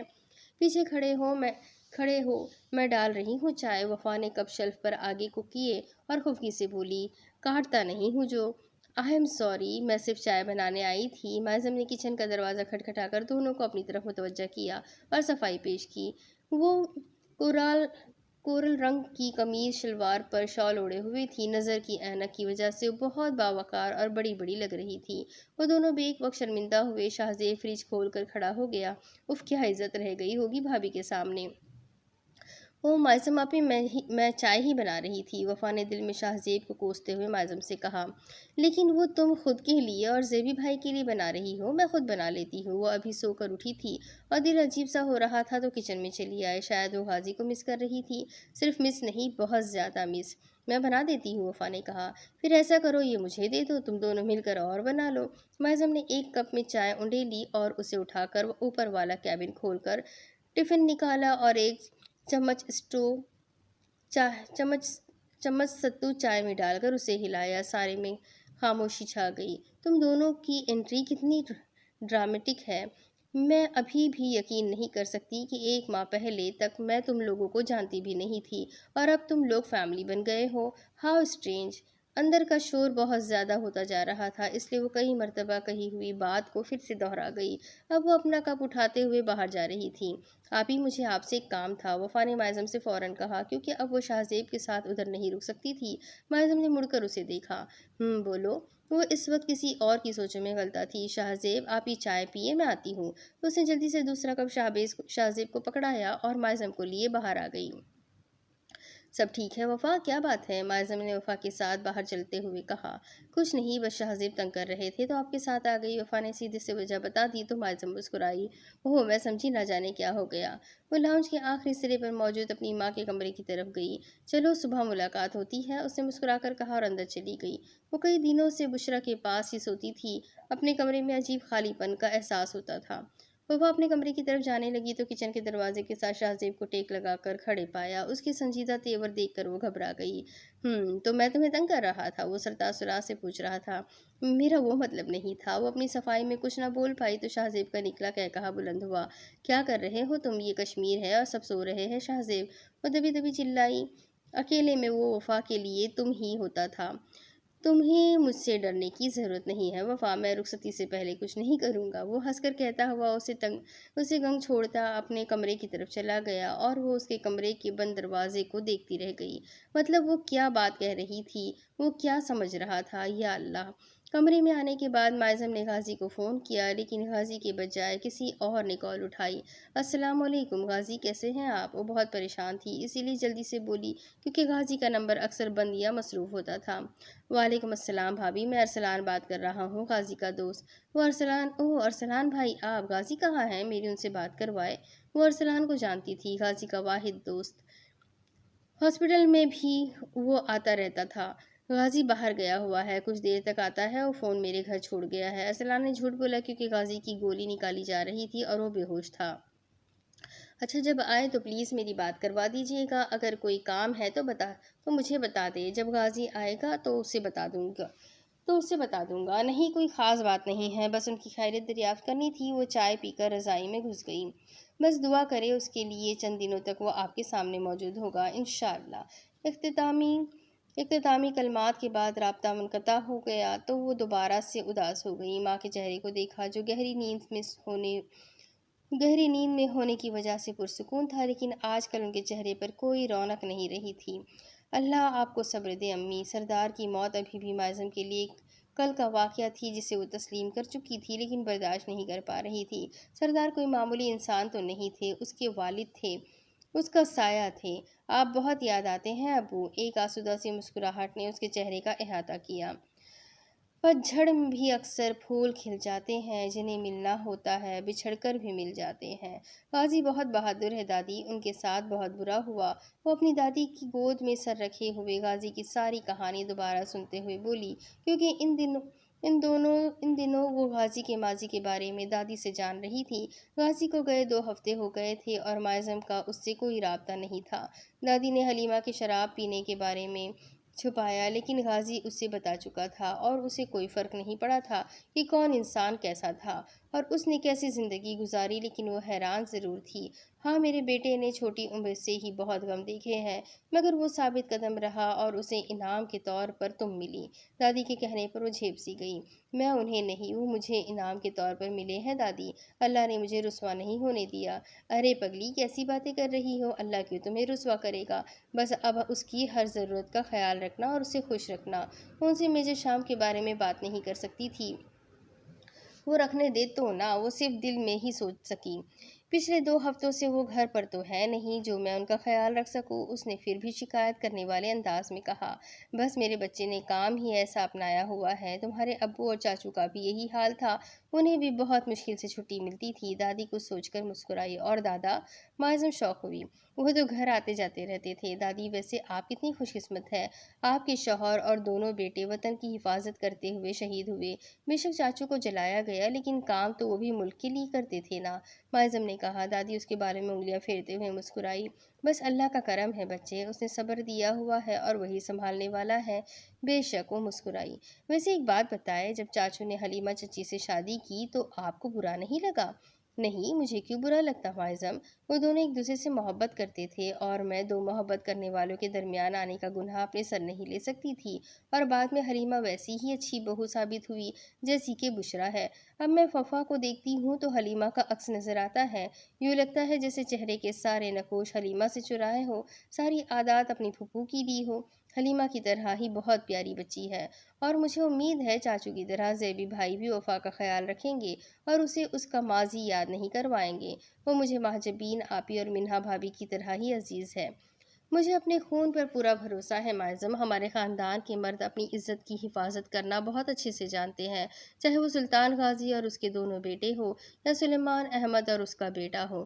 اس کا اندازہ تم غازی اور شاہ زیب کے اعلیٰ ظرفی سے لگا لو کہ اپنے ماں باپ کے قاتل کی بیٹی کو اپنے خاندان میں شامل کیا ہے۔ دادی اسے بتا رہی تھی، لیکن اس سب میں وفا کی غلطی نہیں تھی۔ اسے تو خود اپنے باپ بھائی کے بارے میں پتہ نہیں تھا۔ بالکل میری جان، لیکن مرد ذات اس بات کو اپنی انا کا مسئلہ بنا لیتے ہیں، اور اگر اس طرح شادی کر بھی لی تو بیوی کو کبھی ان کا اصل مقام اور مرتبہ نہیں دیتے اور اسے ماضی کے طعنے دے دے کر ہی ختم کر لیتے ہیں۔ تم اور وفا بہت نصیبوں والی ہو کہ میرے غازی اور انعام کی بیویاں ہو۔ اللہ کا شکر ادا کیا کرو اور میرے بچوں کا خیال رکھنا۔ دادی اسے پیار سے بتا رہی تھی اور اس نے ایک مرتبہ پھر سے دل میں اللہ کا شکر بھی ادا کیا۔ وہ اللہ تعالیٰ کی شکر گزار ہی رہنا چاہتی تھی، کیونکہ وہ شکر گزار لوگوں کو پسند کرتا تھا۔ وہ دونوں بھی قسمت والے ہیں، انہیں میں اور وفا جیسی بیوی ملی ہے۔ بے شک تم لوگ ایک دوسرے کے لیے بنے ہو۔ اللہ میرے بچوں کو نظر بد سے محفوظ رکھے اور تم لوگوں کے آنے والی زندگی کو خوشیوں سے بھر دے۔ دادی نے دعا دی۔ آمین، معظم نے کہا۔ وہ واقعی خوش قسمت تھی یا اس کا امتحان لیا جانے لگا تھا؟ وقت خوب جانتا تھا اسے احتشام غازی کی بیوی ہونے کا شرف حاصل ہونا تھا، اور اس کے لیے وہ جتنا شکر ادا کرتی کم تھا۔ وفا کی راہ پہ میری طرح کے شہیدوں کی بہت لاشیں ملیں گے۔ کبھی جو آنا چاہو میری جانب جہاں چھوڑا وہیں بیٹھے ملیں گے۔ اتنا کڑوا سوپ میں نے اپنی زندگی میں نہیں پیا ارسل۔ یہ تمہارے ہاتھ کے ذائقے کو کیا ہو گیا ہے؟ میجر شام سوپ پیتے ہوئے ارسلان کو باتیں بھی سنا رہا تھا۔ کوئی شک نہیں تھا کہ وہ ارسلان کے ہاتھ کا کھانا بہت شوق سے کھاتا تھا، لیکن ابھی وہ اسے تنگ کرنا اپنا حق سمجھ رہا تھا۔ سوپ اچھا تھا، وہ شوق سے پی رہا تھا۔ بہت بے مروت انسان ہو تم میجر، ایک تو منہ پھاڑ کر فرمائش کرتا ہے اور پھر ایک لفظ بھی تعریف کا نہیں بک سکتا۔ ارسلان فوراً برا منہ بنا گیا۔ میرا اتنا برا وقت بھی نہیں آیا کہ تمہاری تعریف میں قصیدے پڑھوں لکھوں۔ ٹیشو پکڑاؤ۔ سوپ ختم کر کے اس نے ارسلان پر احسان کیا اور پیالہ ارسلان کی جانب بڑھایا۔ اب اٹھ بھی جا، کب تک یوں مریضوں کی طرح پڑا رہے گا؟ ارسلان نے ٹیشو کا ڈبہ اس کے سامنے کیا۔ جب تک تم مجھے میرا فون نہیں دے دیتے۔ شام نے ڈھٹائی کا مظاہرہ کیا۔ تیرے فون کا پاس ورڈ تو میں کسی نہ کسی طرح کھول ہی لوں گا، پر اب واپس نہیں کروں گا۔ ارسلان کو کوئی اور صدمہ کھا رہا تھا۔ میرا بچہ کتنا بھولا ہے، اتنے اہم نمبر اور میسیجز میں فون میں لیے پھرتا ہوں نہ جو فون کا پاس ورڈ کھولنے کے لیے تم مرے جا رہے ہو، اور یہ تم پاس ورڈ کھولنے کا ڈرامہ کم از کم میرے سامنے مت کرو۔ پچھلے 1 ماہ سے سائبر سیکیورٹی والوں کے ساتھ ہو تم گدھے۔ میجر شام اس کی کیفیت کا بھرپور مزہ لیتے ہوئے بولا۔ شام یار انسان بن جا، دیکھ میرا بھائی نہیں تو کیوں میری خوشحال ازدواجی زندگی خراب کرنے پر تلا ہوا ہے؟ وہ تو بس کچی عمر کا پیار تھا، اب تو ایسا کچھ نہیں ہے۔ ارسلان اب منت پر اتر آیا۔ انسان کچی عمر کا پیار کبھی نہیں بھولتا میجر ارسلان بھٹی، اور ازدواجی زندگی خراب ہونے کی تو تم بات ہی مت کرو، وہ پہلے ہی بہت خراب ہے۔ جب بھی گھر جاتے ہو تمہاری بیوی ناراض ہو کر میکے بیٹھی ہوتی ہے۔ مانا پیار بہت ہے، لیکن اتنا بھی کیا، شوہر کی پرواہ ہی نہیں۔ ہر مرتبہ چھٹی پر تم صرف اسے مناتے ہی رہ جاتے ہو۔ وہ ذرا سا سنجیدہ ہوا، لیکن صرف چہرے سے۔ یار فائقہ کے معاملے میں غلطی میری ہے، میں ہی ہر بار لیٹ ہو جاتا ہوں، لیکن تو یہ میسج ڈیلیٹ کر۔ وہ واپس اصل مدعے کی طرف آیا۔ جو چیز میرے موبائل میں موجود ہی نہیں ہے وہ میں کیسے ڈیلیٹ کروں ارسل؟ وہ اب کی معصومیت سے بولا۔ 1 نمبر کا کمینہ، دھوکے باز اور خبیث انسان ہے تو شام۔ وہ غصہ ہوا۔ ارسل کیا تم مجھے گالیاں دے کر جنت حاصل کرنے جا رہے ہو؟ اور اگلے مہینے کی 15 کو ولیمہ ہے، فیملی سمیت تشریف لانا، ورنہ میرے پاس موجود ثبوتوں کو میں گواہ سمیت گھر بھیج دوں گا۔ پھر صفائی دیتے رہنا اور کوشش کرنا اپنی ازدواجی زندگی کو بچانے کی۔ وہ اٹھ کر واش روم کی طرف بڑھ گیا تھا۔ کس کا کیا ہے؟ ارسلان حیرت سے چلایا۔ وہ رکا اور گردن موڑ کر تعصب سے اسے دیکھا۔ میرا ولیمہ ہے اگلے مہینے کی 15 کو، اس نے صاف اردو میں دوبارہ بتایا۔ مجھے یقین دلا ارسل، تم بہت بکواس کرتے ہو۔ ایک مرتبہ پھر بتاؤ کس کا ولیمہ ہے؟ مائیکل جیکسن کا ولیمہ ہے، اگلے ماہ کی 15 کو، چلے جانا پہلی فرصت میں اسی کے پاس۔ وہ تڑک کر جواب دے کر واش روم میں بند ہوا، کیونکہ اسے ارسلان کی اوور ایکٹنگ ایک آنکھ نہیں بھا رہی تھی۔ میجر، اس بات پر بندہ یقین بھی کر سکتا ہے، تو جیسے ان رومانٹک بندے کا ولیمہ مجھ سے تو ہضم نہیں ہوگا۔ ارسلان، تم دفع ہو رہے ہو یا میں باہر آؤں؟ وہ واش روم کے اندر سے دہاڑا۔ کچھ دیر بعد ارسلان دوبارہ کمرے میں آیا تو وہ زخم کی ڈریسنگ چینج کر رہا تھا۔ بندہ دروازہ ناک کر لیتا ہے ڈفر، شام نے غصے سے کہا۔ یہ تمہیں میرے سامنے شرٹ لیس ہونے پر کب سے شرم آنے لگی؟ ارسلان حیران ہوا۔ فضول مت بولو، میری مدد کرو۔ ارسلان آگے آیا اور اس کی پسلی پر مسکراتے ہوئے خود پٹی کرنے لگا۔ تم اتنا جو مسکرا رہے ہو، کیا بکواس ہے جو چھپا رہے ہو؟ شام نے شکی نگاہوں سے اسے گھورا۔ او میجر، کیا بتاؤ؟ میرے کام کی بات۔ اچھا، باقی باتیں چھوڑو، اپنی خیر مناؤ۔ کیوں؟ میں تمہاری مظفر آباد کی سیٹ بک کروا لیتا ہوں۔ وہ کیوں؟ مظفر آباد میں سب ٹھیک ہے؟ وہ ایک دم پریشان ہوا۔ او میجر، وہ جو ایک پہیلی ہے اصل میں تمہاری بیوی ہے، ارسلان مسکرا کر کہتا۔ اس کا موبائل بیڈ پر پھینک چکا تھا۔ وہ مزید پریشان نظر آ رہا تھا۔ زخم پر ڈریسنگ مکمل ہو چکی تو وہ کھڑا ہو کر شرٹ پہننے لگا۔ ارسلان نے پھر اس کی مدد کی۔ تم سیدھے سیدھے بتاؤ ارسل، کیا ہوا ہے؟ اس نے فون کی طرف کوئی خاص توجہ نہیں دی۔ کسی بندے کا پارا اندازاً تم بتاؤ 120 مس کالز کے بعد کتنا ہائی ہو سکتا ہے؟ وہ بڑے معصوم انداز میں دونوں ہاتھ بازوؤں کے گرد باندھ کر کھڑا ہو گیا۔ 120 مس کالز؟ کس نے؟ کیا مائزم؟ وہ فوراً فون کی طرف لپکا۔ اب دیکھتے ہیں کون ہے جو رکا غلام، ارسلان کہتا ایک آنکھ دبا کر باہر کی طرف بھاگا، اور غازی تو بس اتنے دنوں کی مائزم کی مس کالز دیکھ رہا تھا، جس کو ہر بار یقیناً فون بند ہونے کی ہی اطلاع ملی ہوگی، اور اس کا ری ایکشن کیا ہوگا۔ غازی کو سوچ کر ہی جھرجھری آ گئی۔ وہ شرٹ پر اوور کوٹ پہن کر باہر آیا۔ اس کا ارادہ ارسلان کو قتل کرنے کا تھا، لیکن اس کے بجائے احمد یار لاؤنج میں بیٹھا ہوا دیکھا تو مسکرا دیا۔ ایسے کبھی اس لاؤنج میں سردار بیٹھے مسکرا رہے ہوتے تھے۔ السلام علیکم احتشام، اب آپ کی طبیعت کیسی ہے؟ احمد یار تعظیماً اٹھ کھڑا ہوا۔ میں ٹھیک ہوں احمد، بیٹھو۔ یہ ارسل کدھر گیا؟ وہ نارمل سے انداز میں آگے پیچھے دیکھتا اس سے پوچھ رہا تھا۔ وہ ارسلان کہہ رہا تھا مارکیٹ سے کچھ سامان لینا ہے، رات تک آ جائے گا۔ اچھا تم سناؤ؟ وہ احمد یار کے ساتھ باتوں میں لگ گیا اور ایک مرتبہ پھر مازم کو کال کرنے کے بارے میں بھول گیا۔ چند دنوں سے وہ اسی طرح سب کی اور سناؤ سن رہا تھا، اور اسی اور سناؤ میں اسے ارسلان کی ماضی کا ایک قصہ مل گیا تھا، جس کی وجہ سے وہ اسے تنگ کر رہا تھا۔ ابھی وہ لوگ باتیں کر رہے تھے کہ ارسلان آ گیا۔ ان دونوں کی باتوں میں وقت کا احساس ہی نہ ہوا کہ کب دوپہر سے رات ہو گئی۔ شام ابھی تک تو ادھر ہی ہے، میں سمجھا تو مظفر آباد پہنچ چکا ہوگا، اس نے انجان بن کر ہنستے ہوئے کہا۔ مظفر آباد کیوں؟ احمد یار نے پوچھا۔ یار بھائی کا ولیمہ ہے، اسی کی تیاری کرنی ہے۔ صاحب کا ولیمہ بھی ہے، بس بتاتے ہوئے شرما رہے ہیں۔ کوئی بات نہیں، ارسلان نے کہا۔ وہ اب سارے بدلے چکانے کے موڈ میں تھا۔ ارسل، تم بکواس بند کرو گے؟ مجھے شام کو لگ رہا تھا کہ ارسلان آج کچھ زیادہ ہی شوخا ہو رہا ہے۔ کھانا تو یقیناً تم دونوں حرام خوروں میں سے کسی نے نہیں بنایا ہوگا۔ ارسلان نے صاف ستھرے کچن میں نظر ڈالی تو دونوں حرام خوروں نے ایک دوسرے کو دیکھا۔ ہمیں لگا کہ تم باہر سے لے کر آؤ گے۔ تجھے ہمیشہ لگتا ہے احمد یار، اور نکلو یار، گھر جا کر کھانا کھانا آتے ہو تو جانے کا نام ہی نہیں لیتے۔ ارسلان نے منہ بسوڑتے ہوئے احمد یار کو نکالنے والے انداز میں کہا۔ گھر آئے مہمان کے ساتھ ایسے نہیں کرتے ارسل، اسے کھلا پلا کر عزت سے رخصت کرتے ہیں، میجر شام نے کافی سنجیدگی سے کہا۔ جتنا یہ چھوٹا سا گھر میرا ہے اتنا آپ کا بھی ہے جناب، تشریف لائیں، کچن میں مہمان کے لیے کچھ بنائیں۔ وہ واقعی خفا ہو گیا تھا، مطلب بندہ تھکا ہارا باہر سے آئے اور گھر میں کھانا تک نہیں بنایا، حد ہے۔ میں تو یہاں بیٹھا بھی مشکل سے ہوں، کجا کے کچن کی گرمی میں کھڑے ہو کر تم دونوں کے لیے کھانا بنانا۔ شام نے فوراً بہانہ بنایا۔ یہ جو مائزم کے ٹھیک ہونے کے بعد تم چھوٹی چھوٹی چوٹوں پر لمبے لمبے رشک کرنے لگے ہو نا، مجھ سے پٹو گے۔ پہلے جناب 3 مرتبہ گردن پر گولیاں کھانے پر بھی ہٹے کٹے ہوتے تھے، اور اب ایک گولی پر ہی بیڈ ریسٹ ہو رہا ہے۔ اللہ کرے مائزم کو کچھ نہ بنانا آتا ہو، پھر تجھے میری قدر آئے گی سالے۔ ارسلان غصے سے کہتا اٹھ کھڑا ہوا، کیونکہ بھوک تو اسے بھی لگی تھی۔ پیچھے میجر شام اور احمد یار کا ہنس ہنس کر برا حال تھا۔ ارسلان، تمہیں شیف ہونا چاہیے، سب سے پہلے تمہارے لیے ہی ان مبارک ہاتھوں سے زہر بناؤں گا، اس نے کچن سے ہی شام کو جواب دیا۔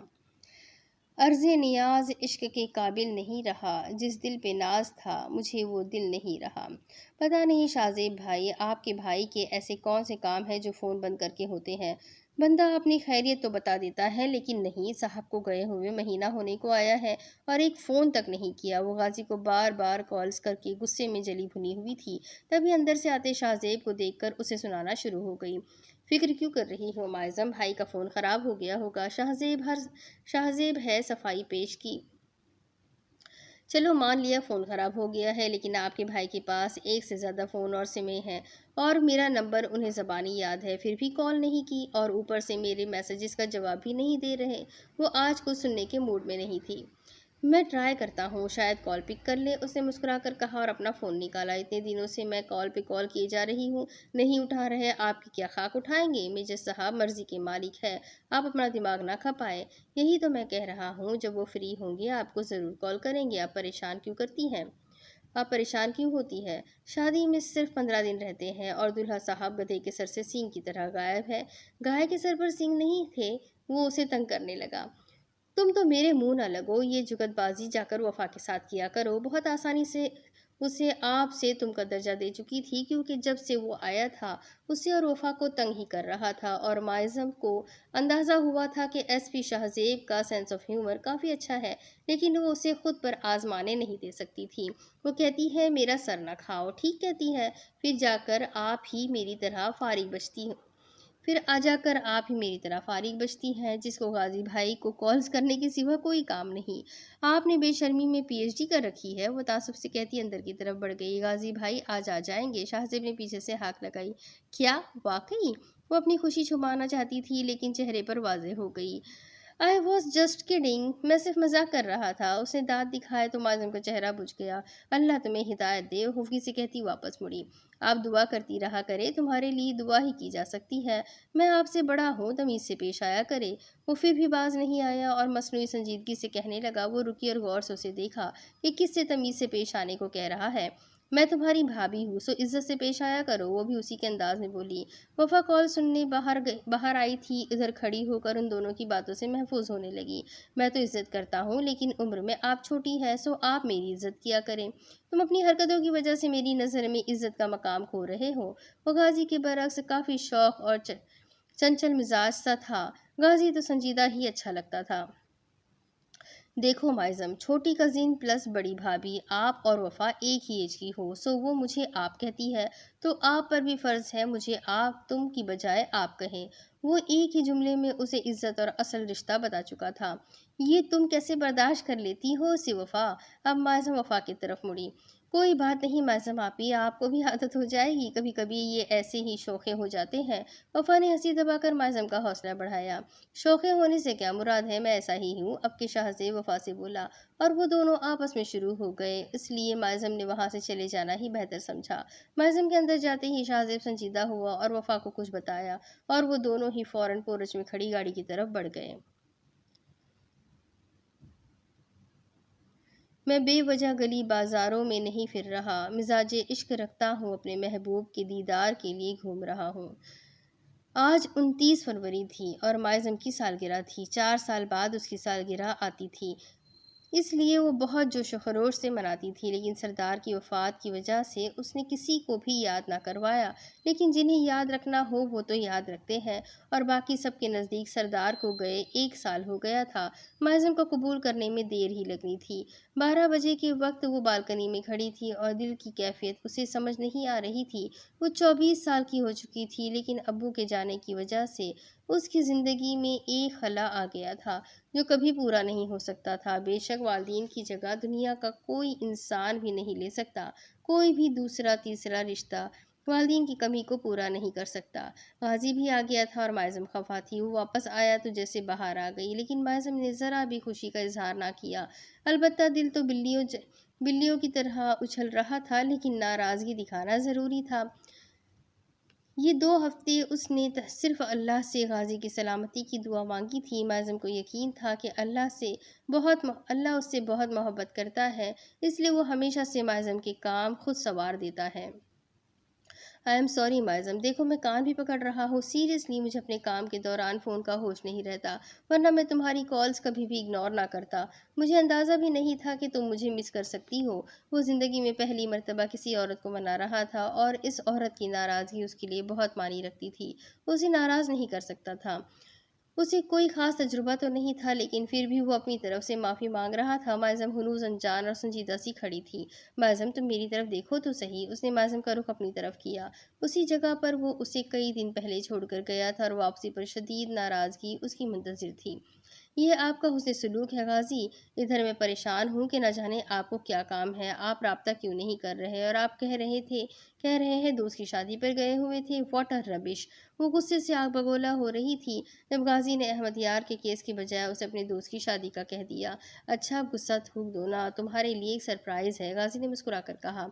मुझे अपनी सालगिरह बहुत अच्छे से याद है, सो कोई सरप्राइज़ देने का मत सोचे, और ना ही मैं आपकी किसी बात को मानूंगी। उसने फिर से रुख फेर लिया। अरे नहीं यार, मैं तो ये बताने लगा था कि मैं एक आम शहरी बन गया हूँ, तुम्हारे लिए सीक्रेट सर्विस छोड़ दी है। गाजी ने मजीद एक झूठ बोलकर उसे रिलैक्स करना चाहा। आपने कहा और मैंने मान लिया, बेवकूफ़ नजर आती हूँ। देखो मायसम, मैंने जिन लोगों से बदला लेने के लिए खुफिया सर्विस को ज्वाइन किया था, अब अपना बदला ले चुका हूँ। फैसल अलगारी को कानूनी तरीके से सजा दिलवाने वाला हूँ, और उम्मीद है अदालत उससे फांसी का हुक्म सुना दे। गाजी की आखिरी बात दुरुस्त थी। फैसल अलगारी अब अपनी ज़िंदगी से इतना तंग आ चुका था कि खुद ही सारे गुनाह कबूल करना चाहता था। मुल्क में जहाँ अदालती निज़ाम को ख़राब कहा जाता है, जजेस को ब्लैकमेल करके फैसले तब्दील करवाए जाते हैं, और जहाँ कोर्ट के बेंचेस के पीछे से करप्शन की जाती है, वहीं कुछ लोग ऐसे भी हैं जो सिर्फ अल्लाह को जान देने वाले हैं, अल्लाह पर भरोसा करके नेक नियति और इंसाफ पसंदी से फैसले सुनाने वाले हैं, और जो आखिरत से डरते हैं, अपना ईमान नहीं बेचते, वो सच के साथ खड़े होते हैं। अमीर गरीब को एक ही कानून के नीचे समझते हैं, और गाजी के कई ऐसे जजों से ताल्लुकात थे जो मुल्क में इंसाफ का इल्म बुलंद रखना जानते चाहते थे। आप आर्मी के लिए सीक्रेट सर्विस करते हैं, और मुझे पता है आप कभी उसे नहीं छोड़ेंगे, लेकिन मैं छोड़ चुका हूँ और अब शायद मुल्क से बाहर चला जाऊँ। वो जो उसे बताना चाह रहा था, नहीं बता पा रहा था कि पहले वो आर्मी की सीक्रेट एजेंसी के साथ काम नहीं कर रहा था, वो गवर्नमेंट की एजेंसी के साथ आर्मी के मेजर के तौर पर काम करता था, और अब वो आर्मी के जासूस बनने जा रहा था, और पहला मिशन ही उसे दुश्मनों की सिफों में घुसने का दिया गया था। आज तुम्हारी सालगिरह के लिए सब बहुत खुश है, चलो नीचे चलते हैं। घासी ने मुस्कुराकर बात बदली। आपने आर्मी को नहीं छोड़ा ना, सीक्रेट सर्विस को छोड़ दिया है, यही बड़ी बात है। तुम चाहो तो अरसलान से कंफर्म कर सकती हो, मैं तुम्हारी इससे बात करवा देता हूँ, क्योंकि वो भी वहीं होता है। कौन अरसलान? वही मेजर अरसलान भट्टी, जिसकी मुझे मुसलसल कॉल्स आ रही है और तुम मेरा फ़ोन वापस नहीं दे रही। गाजी ने उसे शर्मिंदा करना चाहा, क्योंकि अरसलान मुसलसल कॉल्स कर रहा था, और मायज़म ने गाजी का फ़ोन चेक करने के बाद उसे अपने पास ही रख लिया था। अच्छा वो अरसलान भाई, माज़म को बर वक्त याद आया। मैं उनकी बात कैसे मान लूँ, वो भी तो आपके दोस्त है। उसने अपना शक बताया। जो भी कहो, लेकिन बंदा सच्चा है। गाजी ने अरसलान के बारे में कहा, और अगर अरसलान सुन लेता तो सदमे से ही मर जाता। हाँ मैं जानती हूँ, जितने सच्चे आप हैं उतने ही सच्चे आपके दोस्त होंगे। अच्छा अभी तो चलो, सब नीचे बैठकर इंतज़ार कर रहे हैं कि मेजर साहब अपनी मनकूहा को मना कर लाएंगे, तो वो सब देखेंगे। क्यों, आज मेरे सिंह निकले हुए हैं जो सब मुझे देखने के लिए वेट कर रहे हैं? रोज़ ही तो देखते हैं। उसने हैरत से पूछा। सिंह तो नहीं निकले हुए, लेकिन कुछ तब्दीली ज़रूर नज़र आ रही है। गाजी ने नज़र भर कर उसके बालों को देखा जो खुले हुए थे, और मायज़म ने आज उन्हें वैसे ही खुला छोड़ दिया था। गाजी को खुफगी से देख कर वो बालकनी से हटकर अंदर आ गई। वो हमेशा दुपट्टे में ही होती थी, और गाजी ने आज पहली मर्तबा उसे दुपट्टे के बगैर देखा था, जो कि एक हसीन मंजर था। ये मत समझिएगा कि मैं आपसे राज़ी हो गई हूँ या माफ़ कर दिया है, बस अपने घर वालों को दिखाने के लिए आपसे बात कर रही हूँ, और मुझसे ज़्यादा फ्री होने की कोशिश मत करिएगा, वरना मुझसे बुरा कोई नहीं होगा। वैसे भी मैं आपने वैसे भी आपने मेरे साथ अच्छा नहीं किया, आप सबसे। अभी वो कुछ और भी कहने लगी थी, गाजी ने आगे बढ़कर उसके लबों पर उंगली रखकर खामोश करवाया। अब बस भी कर दो मायज़म, मैं अच्छा इंसान तुम्हारा शौहर हूँ, और तुम्हें میں تمام خامیوں سمیت دل و جان سے قبول ہوں، میں جانتا ہوں، اسی لیے اب خاموشی سے میرے ساتھ نیچے چلو۔ غازی نے اس کا ہاتھ تھاما اور ساتھ لے کر کمرے سے باہر آ گیا۔ باہر اندھیرا تھا اور معظم کا دل آج کے دن سے اچاٹ ہو گیا۔ اندھیرا تو ایسے کیا ہوا ہے جیسے میں ان فضول حرکات سے لطف اندوز ہوتی ہوں، حالانکہ 20 سال کی عمر تک وہ ان فضول حرکات سے ہی لطف اندوز ہوتی تھی، کیونکہ اس کا ماننا تھا خوشی منانے کا کوئی موقع ہاتھ سے جانے نہیں دینا چاہیے۔ لڑکی خاموش ہو جاؤ، تم بہت بولنے لگی ہو، منہ میں زبان پیدائشی ہے، میں ایسے ہی بولتی ہوں، اور اب لڑکی بول کر مجھے ہی شرمندہ مت کرے۔ اس نظر کی اینک میں تو میں اچھی بھلی عورت لگتی ہوں، مجھے نہیں لگتی، بلکہ مزید پڑھاکو اور استانی ٹائپ لگتی ہو۔ استانی؟ غازی، میں ٹیچر تھی نا، میں نے دوبارہ کوئی ٹیوشن سینٹر یا اسکول جوائن نہیں کیا، کیا میں جاب کر سکتی ہوں؟ ضرور کرو، میں تو بے روزگار ہو چکا ہوں، لیکن میں نہیں کر سکوں گی۔ وہ افسردہ ہوئی۔ کیوں؟ اگر کوئی شاہویز جیسا انسان دوبارہ آ گیا تو؟ جب تک اللہ تمہارے ساتھ ہے تمہیں کچھ نہیں ہوگا، اور میں ہوں نا شاہویز جیسے انسانوں سے نپٹنے کے لیے۔ تم جو کرنا چاہتی ہو شوق سے کرو، میری طرف سے کوئی روک ٹوک نہیں ہے۔ سیکیورٹی کی ٹینشن مت لینا، مجھ پر یقین رکھو۔ وہ جانتا تھا کہ اغوا ہونے کے بعد سے وہ خود کو گھر میں بھی غیر محفوظ سمجھتی تھی، لیکن اس کے ہوتے ہوئے معظم کا ڈرنا اسے عجیب سا لگا۔ وہ معظم کا ڈر ختم کرنا چاہتا تھا۔ اچھا، اب لائٹس تو آن کریں۔ وہ دیکھنا چاہتی تھی کہ غازی نے کیا تیاری کی ہے۔ لائٹس جلا دی گئی اور معظم کی آنکھیں واہ ہوتی گئی۔ لاؤنج کا حلیہ ہی بدلا ہوا تھا۔ صوفوں پر، دیواروں پر اوپر نیچے ہر جگہ غبارے رکھے ہوئے تھے، اور سینٹرل ٹیبل پر کیک کے ساتھ ساتھ گفٹس بھی رکھے گئے تھے۔ اس نے حیرانی سے غازی کو دیکھا۔ غازی، یہ سب؟ غازی پیچھے کھڑا مسکرا رہا تھا۔ کیسا لگا؟ وہ جواب میں تعریف سننا چاہتا تھا، لیکن اب اس کے ایسے اچھے نصیب بھی نہیں تھے۔ یہ سب کیا ہے غازی؟ میں بچی تھوڑی ہوں جو ان سب چیزوں سے خوش ہو جاؤں گی۔ آپ نے فضول میں اتنا وقت ضائع کیا، اور باقی سب کہاں ہیں؟ وہ ٹیبل پر پڑے گفٹس کو الٹ پلٹ کرنے لگی۔ بھی مروتی کی بھی ایک انتہا ہوتی ہے معظم، ہم سب نے اتنی محبت سے یہ سجایا، اور تم ہو کہ میں بچی تھوڑی ہوں۔ ایسے موقع پر بندے کو شکریہ کے لمبے لمبے پیراگرافز بولنے چاہیے۔ حذیفہ پتہ نہیں کہاں سے نکل کر آیا، اور اس کے ساتھ سب ہی حاضر ہو گیا اور اسے سالگرہ کی مبارکباد دینے لگے۔ سب سے زیادہ خوشی اسے مہاجبین کو با فیملی کے ادھر دیکھ کر ہوئی تھی۔ ہاں، تو میں نے غلط تھوڑی کہا۔ آپ سب نے ابھی بھی مجھے 4 سال والی معظم سمجھ لیا ہے۔ اس نے اپنی غلطی ماننے سے انکار کیا۔ سب سے ملنے کے بعد اس نے کیک کاٹا اور سب کا نام لے لے کر کھلے دل سے شکریہ ادا کیا، سوائے غازی کے۔ اسے تو وہ اگنور ہونے کی سزا پچھلے چند گھنٹوں سے دے ہی رہی تھی۔ سب صوفے پر بیٹھ گئے اور منہا سب کو کیک سرو کرنے لگی۔ غازی کا فون بجا تو وہ اٹھ گیا۔ معظم نے چونک کر اسے دیکھا کہ غازی کا فون اس کے پاس واپس کیسے گیا۔ بہت چالاک ہے، یہ کہہ کر واش روم کا میرے کمرے میں فون تلاش کرنے گئے تھے۔ وہ خفکی سے سوچتی غازی کو دیکھتی رہی، یہاں تک کہ وہ باہر چلا گیا۔ وہ لاشعوری طور پر اس کا انتظار کرنے لگی۔ اس نے ابھی تک کیک نہیں لیا کہ غازی آ جائے تو اس کے ساتھ کھائے، لیکن اس کی کال لمبی ہو گئی تھی اور وہ واپس اندر نہیں آیا۔ جب وہ اگلے 5 منٹ تک نہ آیا تو معظم نے خود ہی کیک پلیٹ میں ڈالا اور لے کر باہر چلی گئی۔ وہ غازی سے ناراض سہی، لیکن اسے خود کے سامنے دیکھنا چاہتی تھی۔ باہر بھی جہاں تک روشنی جا رہی تھی وہ اسے کہیں نظر نہ آیا۔ اس کا خیال تھا وہ پچھلے لان کی طرف گیا ہوگا، تو ادھر بھی چلی آئی، لیکن ادھر بھی غازی نہیں تھا۔ وہ واپس پلٹنے لگی تو پیچھے سے آواز آئی، مجھے ڈھونڈ رہی ہے یہ اداس آنکھیں؟ وہ کرنٹ کھا کر آواز کی سمت دیکھنے لگی، جہاں وہ چہرے پر پوری وجاہت لیے کھڑا مسکرا رہا تھا۔ میں نہیں، وہ امی نے کیک بھیجا ہے، وہی دینے آئی ہوں۔ وہ پہلے گڑبڑا گئی اور پھر سنبھل کر بات مکمل کی تو غازی واپس سیڑھیوں پر بیٹھ گیا۔ معظم، مجھ سے تو جھوٹ مت بولو۔ میں کب جھوٹ بول رہی ہوں؟ معظم نے پلیٹ غازی کے سامنے کی تو غازی نے پلیٹ کی بجائے معظم کی کلائی پکڑ کر اسے ساتھ بٹھا دیا۔ جب تم جھوٹ بولتی ہو مجھے پتہ لگ جاتا ہے، اسی لیے مجھ سے جھوٹ مت بولا کرو، اس نے کہا۔ ایک تحقیق کے مطابق وہ انسان کا جھوٹ بہت جلدی پکڑ لیتا ہے جو خود جھوٹ بولنے میں ماہر ہو۔ تو میں کیا سمجھوں غازی صاحب؟ تم تحقیق کو گولی مارو اور مجھے بتاؤ یہ کیک تائی جان نے بھیجا ہے یا تم خود لے کر آئی ہو؟ ظاہر ہے میں خود لے کر آئی ہوں۔ ہاں، مجھے پتا تھا، میری منکوحہ کے علاوہ تو کسی کو میرا خیال نہیں ہے۔ اس نے ہمدردی لینی چاہیے۔ آپ کبھی کبھی بہت عجیب باتیں کہہ جاتے ہیں، اسے سرگوشی سے کہا۔ کیک تو کھلاؤ، بہت بے شرم ہیں آپ، اپنے ہاتھوں سے کھائے۔ اس نے پلیٹ غازی کو تھما دی जिसे उसने हंसते हुए पकड़ लिया और खाना शुरू किया। वो दिन कब आएगा जब तुम मुझे अपने हाथों से खाना बना बना कर खुद खिलाओगी कि सरताज, आज मैंने ये नई डिश तैयार की है, खाकर तारीफ कीजिए। और मैं ना चाहने के बावजूद भी खा रहा हूँगा।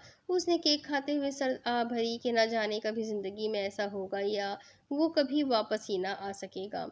दूर के ढोल सुहाने होते हैं। एहतशाम गाजी साहब, मुझे कुल मिलाकर 2 से 3 डिशेस बनानी आती है। आपको कोई सुघड़ बीवी नहीं मिल रही, याद रखें। मुझे लगता है अरसलान की बद्दुआ लग गई है। कौन सी? वो चाहता था तुम्हें कुछ भी बनाना ना आता हो। वाह क्या बात है, मुझे उनकी बद्दुआ कबूल है। उसने फौरन इस बात में कहा और गाजी के हाथ से प्लेट लेकर खुद खाना शुरू हो गई। वो उसे देखने लगा। ऐसे क्यों देख रहे हैं? दोनों के लिए लाया लाया था, माजिम ने बताकर उस पर एहसान अजीम किया था। उसने प्लेट वापस गाजी को पकड़ाई और उसे गौर से देखने लगी। गाजी ने खाना शुरू किया और अब माजिम ने उससे प्लेट वापस नहीं ली। वो 6 फुट का लंबा वजीह मर्द इस वक्त उसके साथ बैठकर उसकी सालगिरह का केक खा रहा था। माजिम के लिए लम्हे जैसे रुक गए। वो गाजी को देखते देखते कहीं दूर चली गई।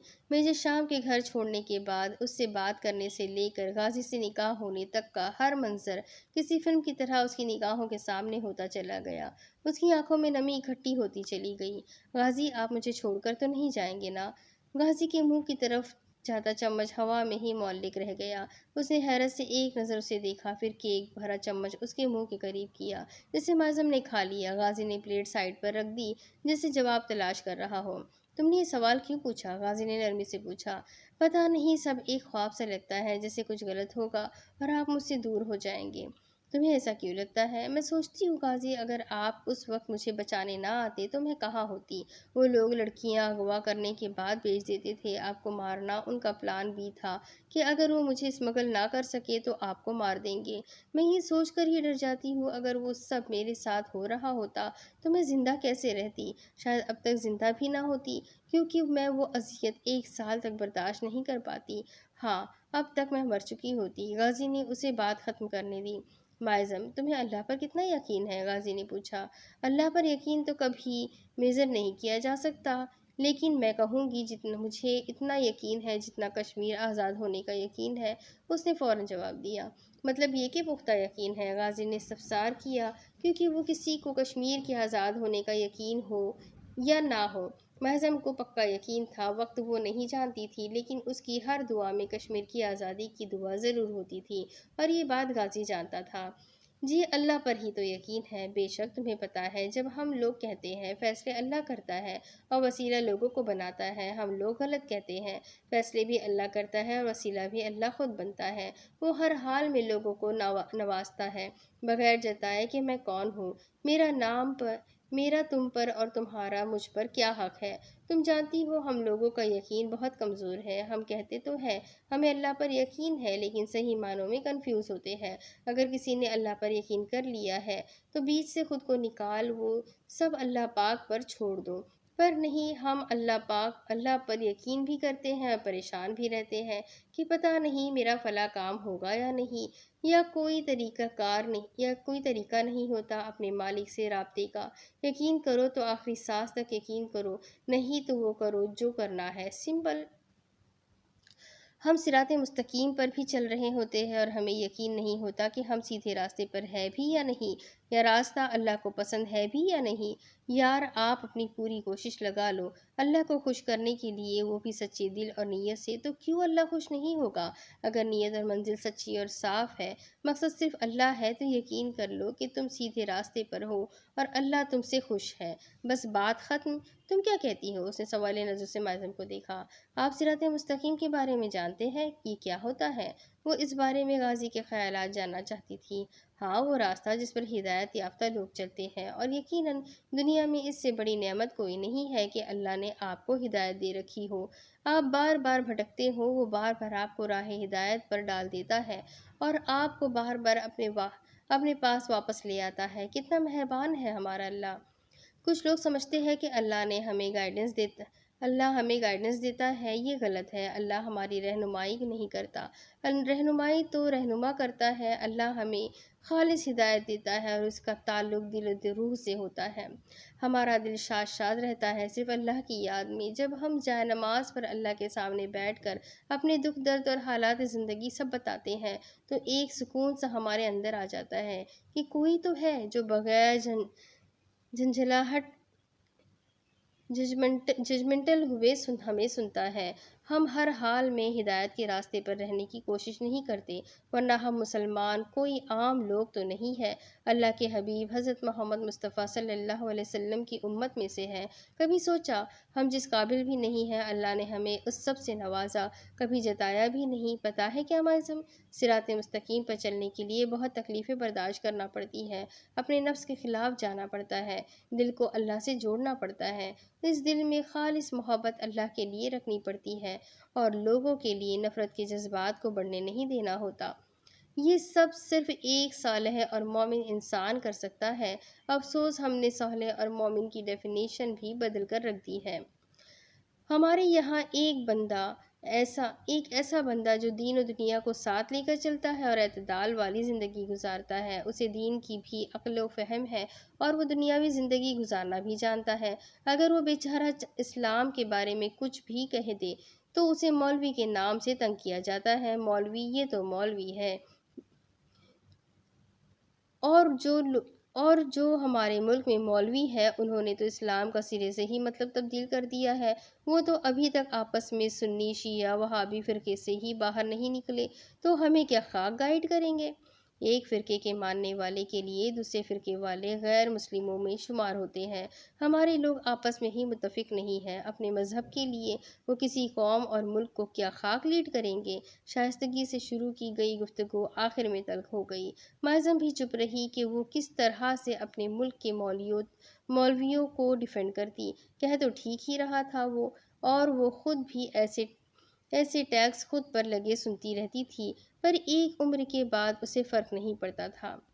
ہمارے رسول صلی اللہ علیہ وسلم صحراؤں کی تپتی ریت پر چل کر تبلیغ کیا کرتے تھے، اور ہمارے مولوی حضرات جب تبلیغ درس دینے آتے ہیں تو ان کے لیے 10 ایئر کنڈیشنر لگے ہوتے ہیں اور ان کے درس میں بتایا جاتا ہے ٹی وی نے معاشرے کو خراب کر دیا ہے، اگر ٹی وی والوں نے خراب کیا ہے تو آپ کا کام ہے انہیں سیدھی راہ دکھانا، پر ان کی گفتگو بھی بہت اعلیٰ ہوتی ہے نا، یہ اسلام کے بارے میں خود مکمل معلومات نہیں رکھتے اور پھر ہم جیسوں کو غلط گائیڈ کرتے ہیں۔ ہم لوگ بھی پاگل ہیں کہ ان لوگوں پر آنکھیں بند کر کے یقین کرتے ہیں جس سے انہیں عقل کل سے نوازا گیا ہے، ہماری اپنی سوچ ہی نہیں ہے یا گھاس چرنے گئی ہوئی ہے۔ ایک مکمل کتاب اگر اللہ تعالیٰ نے ہمارے لیے اتاری ہے تو ہم ان ایکس وائی زی کی باتیں کیوں سنیں؟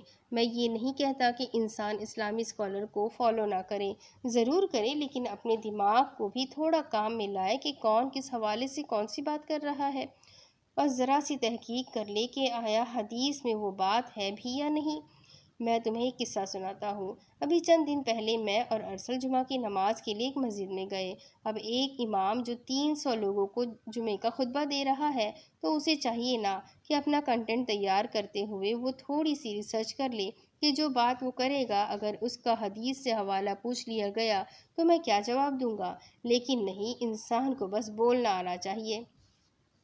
وہ بہت آسانی سے مسجد کا امام بن سکتا ہے۔ بھائی اگر جمعے کا خطبہ دینا ہے تو اس کے لیے سارے دلائل پاس رکھو، کوئی میرے جیسا گناہگار بھی خطبہ سن رہا ہوتا ہے۔ غازی بات روک کر ہنسنے لگا، جیسے وہ معظم کو بتائے گا تو وہ برا منائے گی۔ اچانک گفتگو کا بے ربط ہو جانا معظم کو کھٹکا۔ آپ ہنس کیوں رہے ہیں؟ ان امام صاحب نے ایسا کیا کہا؟ معظم کے پوچھنے پر وہ واپس سنجیدہ ہوا۔ چلو مان لیا کہ گانے بجانا ہندوؤں کا کام ہے، غیر مسلموں کا شغل ہے، جو کہ ہم کرتے ہیں اور گناہ کماتے ہیں۔ اب یہ کون سی حدیث یا کتاب میں لکھا ہے کہ ایک شادی کرنا بھی ہندوؤں کی رسم و رواج میں سے ہے؟ مسلمان 2، 3 یا 4 شادیاں کرتا ہے۔ اگر ایسے لوگ ہمارے قوم کے بچوں کے امام ہوں گے تو میرے جیسے بندوں کا تو بیڑا ہی غرق ہو جائے گا۔ اس کی بات پر وہ حیران سی منہ کھولے اسے دیکھ رہی تھی کہ سچ بول رہا ہے یا مذاق کر رہا ہے، لیکن چہرے پر سنجیدگی تھی۔ وہ تو مجھ جیسوں کو کافر بنا چکے ہیں۔ اب تم خود بتاؤ، جس انسان سے ایک بیوی نہ سنبھالی جا رہی ہو، وہ 2 3 اور 4 کو کہاں سنبھالے گا؟ اور قرآن پاک کی کسی آیت میں ایسا نہیں ہے کہ اگر تم 4 شادیاں نہیں کرو گے تو کافر ہو کر مرو گے۔ اب تم بتاؤ، ہمیں ڈائریکٹ ہدایت کی ضرورت ہے یا رہنمائی کی؟ بھائی، ہم مردوں کی رہنمائی تو ایسے ہو رہی ہے، اگر ہم مخلص ہو تو ہدایت ہمیں صرف اللہ کی طرف سے مل سکتی ہے اور ہم اسی پر خود کو قائم رکھ سکتے ہیں۔ قرآن کھولے تو اس کے اندر ہدایت ہی ہدایت ہے، سیدھے راستے پر چلنے کی ہدایت، زندگی گزارنے کی ہدایت۔ وہ ابھی تک پریشانی سے غازی کو دیکھ رہی تھی کہ غازی بولتے بولتے رکا۔ تمہیں کیا ہوا؟ تمہارے بارے میں تو کچھ نہیں کہا۔ وہ حیران ہوا۔ کیا آپ واقعی 2ری 3ری 4تھی شادی کر لیں گے؟ اس نے پریشانی کی وجہ بتائی۔ غازی کا کہا بلند ہوا۔ ہماری گفتگو بہت سیریس موضوع پر جاری تھی، اس نے ہنستے ہوئے کہا۔ آپ کتنے خوش ہوئے ہوں گے جب ان امام نے آپ کے دل کی بات کہی ہوگی۔ سیریسلی؟ وہ محفوظ ہو رہا تھا اور ماہزم مزید حیران ہوئی۔ ابھی اتنا سنجیدہ تھا کہ بات کرتے ہوئے بھی بندہ سوچے، اور ابھی اتنا ہنسمکھ کہ بندہ دل کھول کر سامنے رکھ دے۔ آپ کر رہے ہیں 2ری شادی؟ تمہاری اجازت ہو تو ضرور، ورنہ پہلی ہو جائے۔ بڑی بات ہے، غازی نے ہنسی روک کر کہا۔ پھر تھک جائیں گے ساری زندگی، میری اجازت نہیں ملنے والی۔ انشاءاللہ 2ری 3ری اور 4تھی شادی کی نوبت ہی نہیں آئے گی۔ آپ بہت اچھا بولتے ہیں، مجھے پکا یقین ہو گیا ہے کہ آپ ہی میجر شام ہیں۔ غازی نے بے یقینی سے اسے دیکھا۔ مطلب تم اتنا عرصہ یہ سمجھتی رہی کہ میں جھوٹ کہہ رہا ہوں؟ نہیں، آج آپ نے ان کے سٹائل میں بات کی۔ ان کون؟ غازی نے پوچھا۔ میجر شام۔ او بیوی، آپ کا وہ ان بھی میں ہی ہوں، دل سے مان لو، غازی نے کہا۔ مان لیا، اور آپ نے بھی میری طرح ان ریئلسٹک باتیں کی، مجھے بہت اچھا لگا، اس نے مسکرا کر کہا۔ کون سی ان ریئلسٹک باتیں؟ وہ حیران ہوا۔ عرصہ پہلے آپ نے کہا تھا کہ ماعظم تم بہت ان ریئلسٹک باتیں کرتی ہو۔ مجھے خوشی ہے کہ آپ بھی ویسی باتیں کرتے ہیں۔ مجھ سے ایسی باتیں کرتے رہیں گے تو میں کم ناراض ہوا کروں گی۔ وہ جھیپ کر بولی۔ تم مجھ سے کتنی محبت کرتی ہو؟ جتنی کشمیر سے کرتی ہو۔ وہاں کیا اظہار تھا؟ مطلب ہر کسی سے زیادہ، اس نے مزید کریدا۔ نہیں تو؟ اس نے ہنسی روک کر کہا۔ پھر؟ مطلب آپ اور میرا کشمیر ایک ہی رینک پر آتے ہیں۔ آپ سے محبت وقت کے ساتھ کم یا زیادہ ہو سکتی ہے، لیکن کشمیر سے مجھے ایک کانسٹنٹ محبت ہے جو کسی صورت کم نہیں ہو سکتی، اور زیادہ سے بھی زیادہ وہ پہلے ہی ہے۔ ماعظم کی لاجک پر وہ ہنس پڑا۔ اور مجھ پر اعتبار کتنا ہے؟ وہ پاکستان سے محبت جیسا ہے، کیونکہ وہ میرا سیکنڈ ہوم ہے، اور آپ پر مجھے ابھی تک صحیح والا ٹرسٹ نہیں ہوا۔ جیسے ابھی بھی بہت کچھ ہے جو آپ مجھ سے چھپا رہے ہیں۔ ماعظم ایک بات کھلے دل و دماغ سے مان کیوں نہیں لیتی کہ پاکستان اور کشمیر الگ نہیں ہے، بلکہ الگ ہو ہی نہیں سکتے، یہ ایک دوسرے کے لیے لازم و ملزوم ہے۔ اس لیے اس سے پہلے ماعظم اس کے ماضی و حال کو ڈگ کھودنا کرنا شروع کرتی، غازی نے موضوع ہی بدل ڈالا۔ کوئی لازم و ملزوم نہیں ہے، کشمیر الگ ریاست ہے اور الگ ملک بنے گا جو خود مختار ہوگا۔ غازی نے اس ان ریئلسٹک باتیں کرنے والی لڑکی کو غور سے دیکھا۔ اگر پاکستان نے یہ حصہ چھوڑ دیا تو ہمارے بارڈرز پر سے اپنی فوج واپس بلوا لی تو کیا انڈیا سے مقابلہ کرنے کی ہمت ہے یہاں کے لوگوں کی؟ اور کیا انڈیا اتنا اچھا ہے کہ UN کی قراردادیں مانے گا؟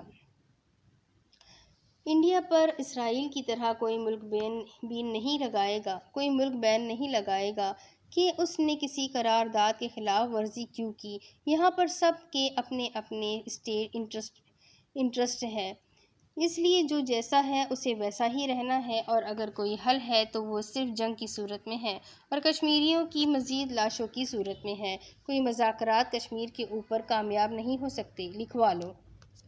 ایسے مت کہے، اللہ نے چاہا تو جنگ کے بغیر ہی ہم آزادی حاصل کر لیں گے، اس نے دھیمے لہجے میں کہا، اور اپنی تھوڑی گھٹنوں پر ٹکا کر بازوؤں کا حلقہ گھٹنوں کی گرد بنا لیا۔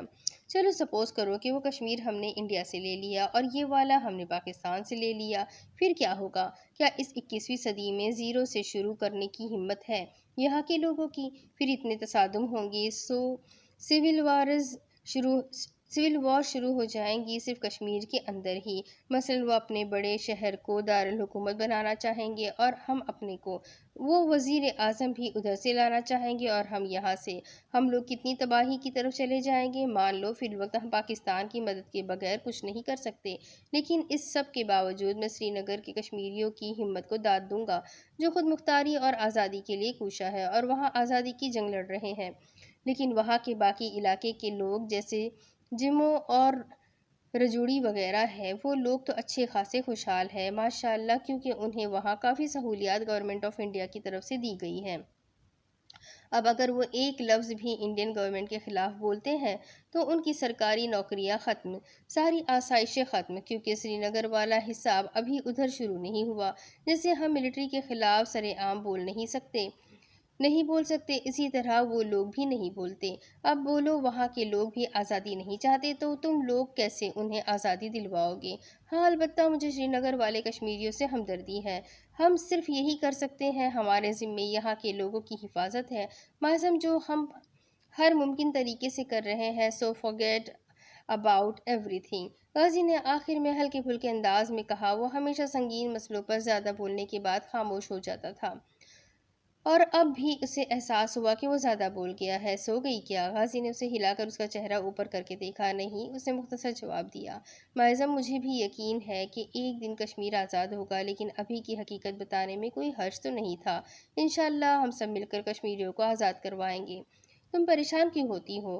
गाजी ने कहा तो वो सिर्फ मुस्कुराई और उसका मुस्कुराना ही बहुत था। चलो मेरी तारीफ़ करो। क्यों भाई, शौहर हूँ तुम्हारा और 15 दिनों बाद शादी है हमारी, तो तारीफ़ अभी क्यों करूँ? अभी तो वैसे भी आप मुझे अच्छे नहीं लग रहे। तुम बहुत तेज़ होती जा रही हो। चलो मेरी तारीफ़ करो। गाजी ने फिर से फरमाइश की। कैसी तारीफ़? उसने संजीदगी से पूछा। मेरी शख्सियत के बारे में तुम्हारा क्या ख्याल है? कोई गज़ल सुनाओ। गाजी ने इस बात में सर हिलाया तो वो सोच में पड़ गई। गज़ल? हाँ गज़ल। गाजी ने उसकी बात पर जोर दिया। तो माइज़म ने पुरसोच नज़रों से उसे देखा। खासी रोमांटिक है आप। माइज़म ने उसे छेड़ा। कहा यार, दुनिया का सबसे ज़्यादा जज्बात से आरी इंसान हूँ और ऐसा भट्टी साहब कहते हैं। आपकी हर बात में भट्टी साहब बहुत पाए जाते हैं। क्या बहुत अजीज़ है? तुम जानती तो हो। गाजी ने मुस्कुरा कर कहा। हाँ मैं जानती हूँ, तुमने गज़ल रिवाइज़ करने के लिए बहुत वक्त ले लिया है। अब सुनाओ। माइज़म ने हर तरफ हंसी के जल तरंग बिखेर दिए। अच्छा सुने। इरशाद इरशाद इरशाद। वो माइज़म को इश्तियाक से सुनना चाहता था। मेरे हमसफ़र, तेरी नज़र है मेरी उम्र भर की ये दौलतें। मेरे शेर, मेरी मेरी सदाकतें, मेरी धड़कनें, मेरी चाहतें। तुझे जज्ब कर लूँ लहू में मैं के फ़राक़ का ना रहे ख़तर। तेरी धड़कनों में उतार दूँ मैं ये ख्वाब ख्वाब रफ़ाक़तें। ये रदाए जा तुझे सौंप दूँ कि ना धूप तुझको कड़ी लगे। तुझे दुख न दे मेरे जीते जी सरदश्त गम की तमाज़तें। मेरी सुबह तेरी सदा से हो, मेरी शाम तेरी ज़िया से हो। यही तर्ज पर यही तर्ज पर सशे दिल रखे तेरी खुशियों की सफारतें। कोई ऐसी बज़्म बहार हो मैं जहाँ यकीन दिला सकूँ कि तेरा ही नाम है फ़स्ल गुल, कि तुझी से है ये करामतें। तेरा कर्ज है मेरे रोज़ शब, मेरे पास अपना तो कुछ नहीं। मेरी रूह मेरी मताए फ़न, मेरी सांस में तेरी अमानतें। मेरे हमसफ़र, तेरी नज़र है मेरी उम्र भर की ये दौलतें। मेरे शेर, मेरी सदाकतें, मेरी धड़कनें, मेरी चाहतें। गाज़ी मिसमराइज सा उसे सुनने गया। उसने चंद अशार में ही उससे मोहब्बत का इजहार कर दिया था। माज़म ने आखिर में दाद तलब निगाहों से उसे देखा। वो क्या कहता? क्या कोई अपने जज्बात अशार के ज़रिए भी बता सकता है? वो तो शायरों को दुनिया के सबसे निकम्मे इंसान मानता था और माज़म ने उन्हें निकम्मों के अंदाज में उसे बताया कि वो कितना अजीज़ है उसे यकीन हो चुका था वो वाकई उसकी है। उसने इतने खूबसूरत अंदाज में गज़ल पढ़ी कि सितारे भी शर्मा कर बादलों की ओट में छुप गए।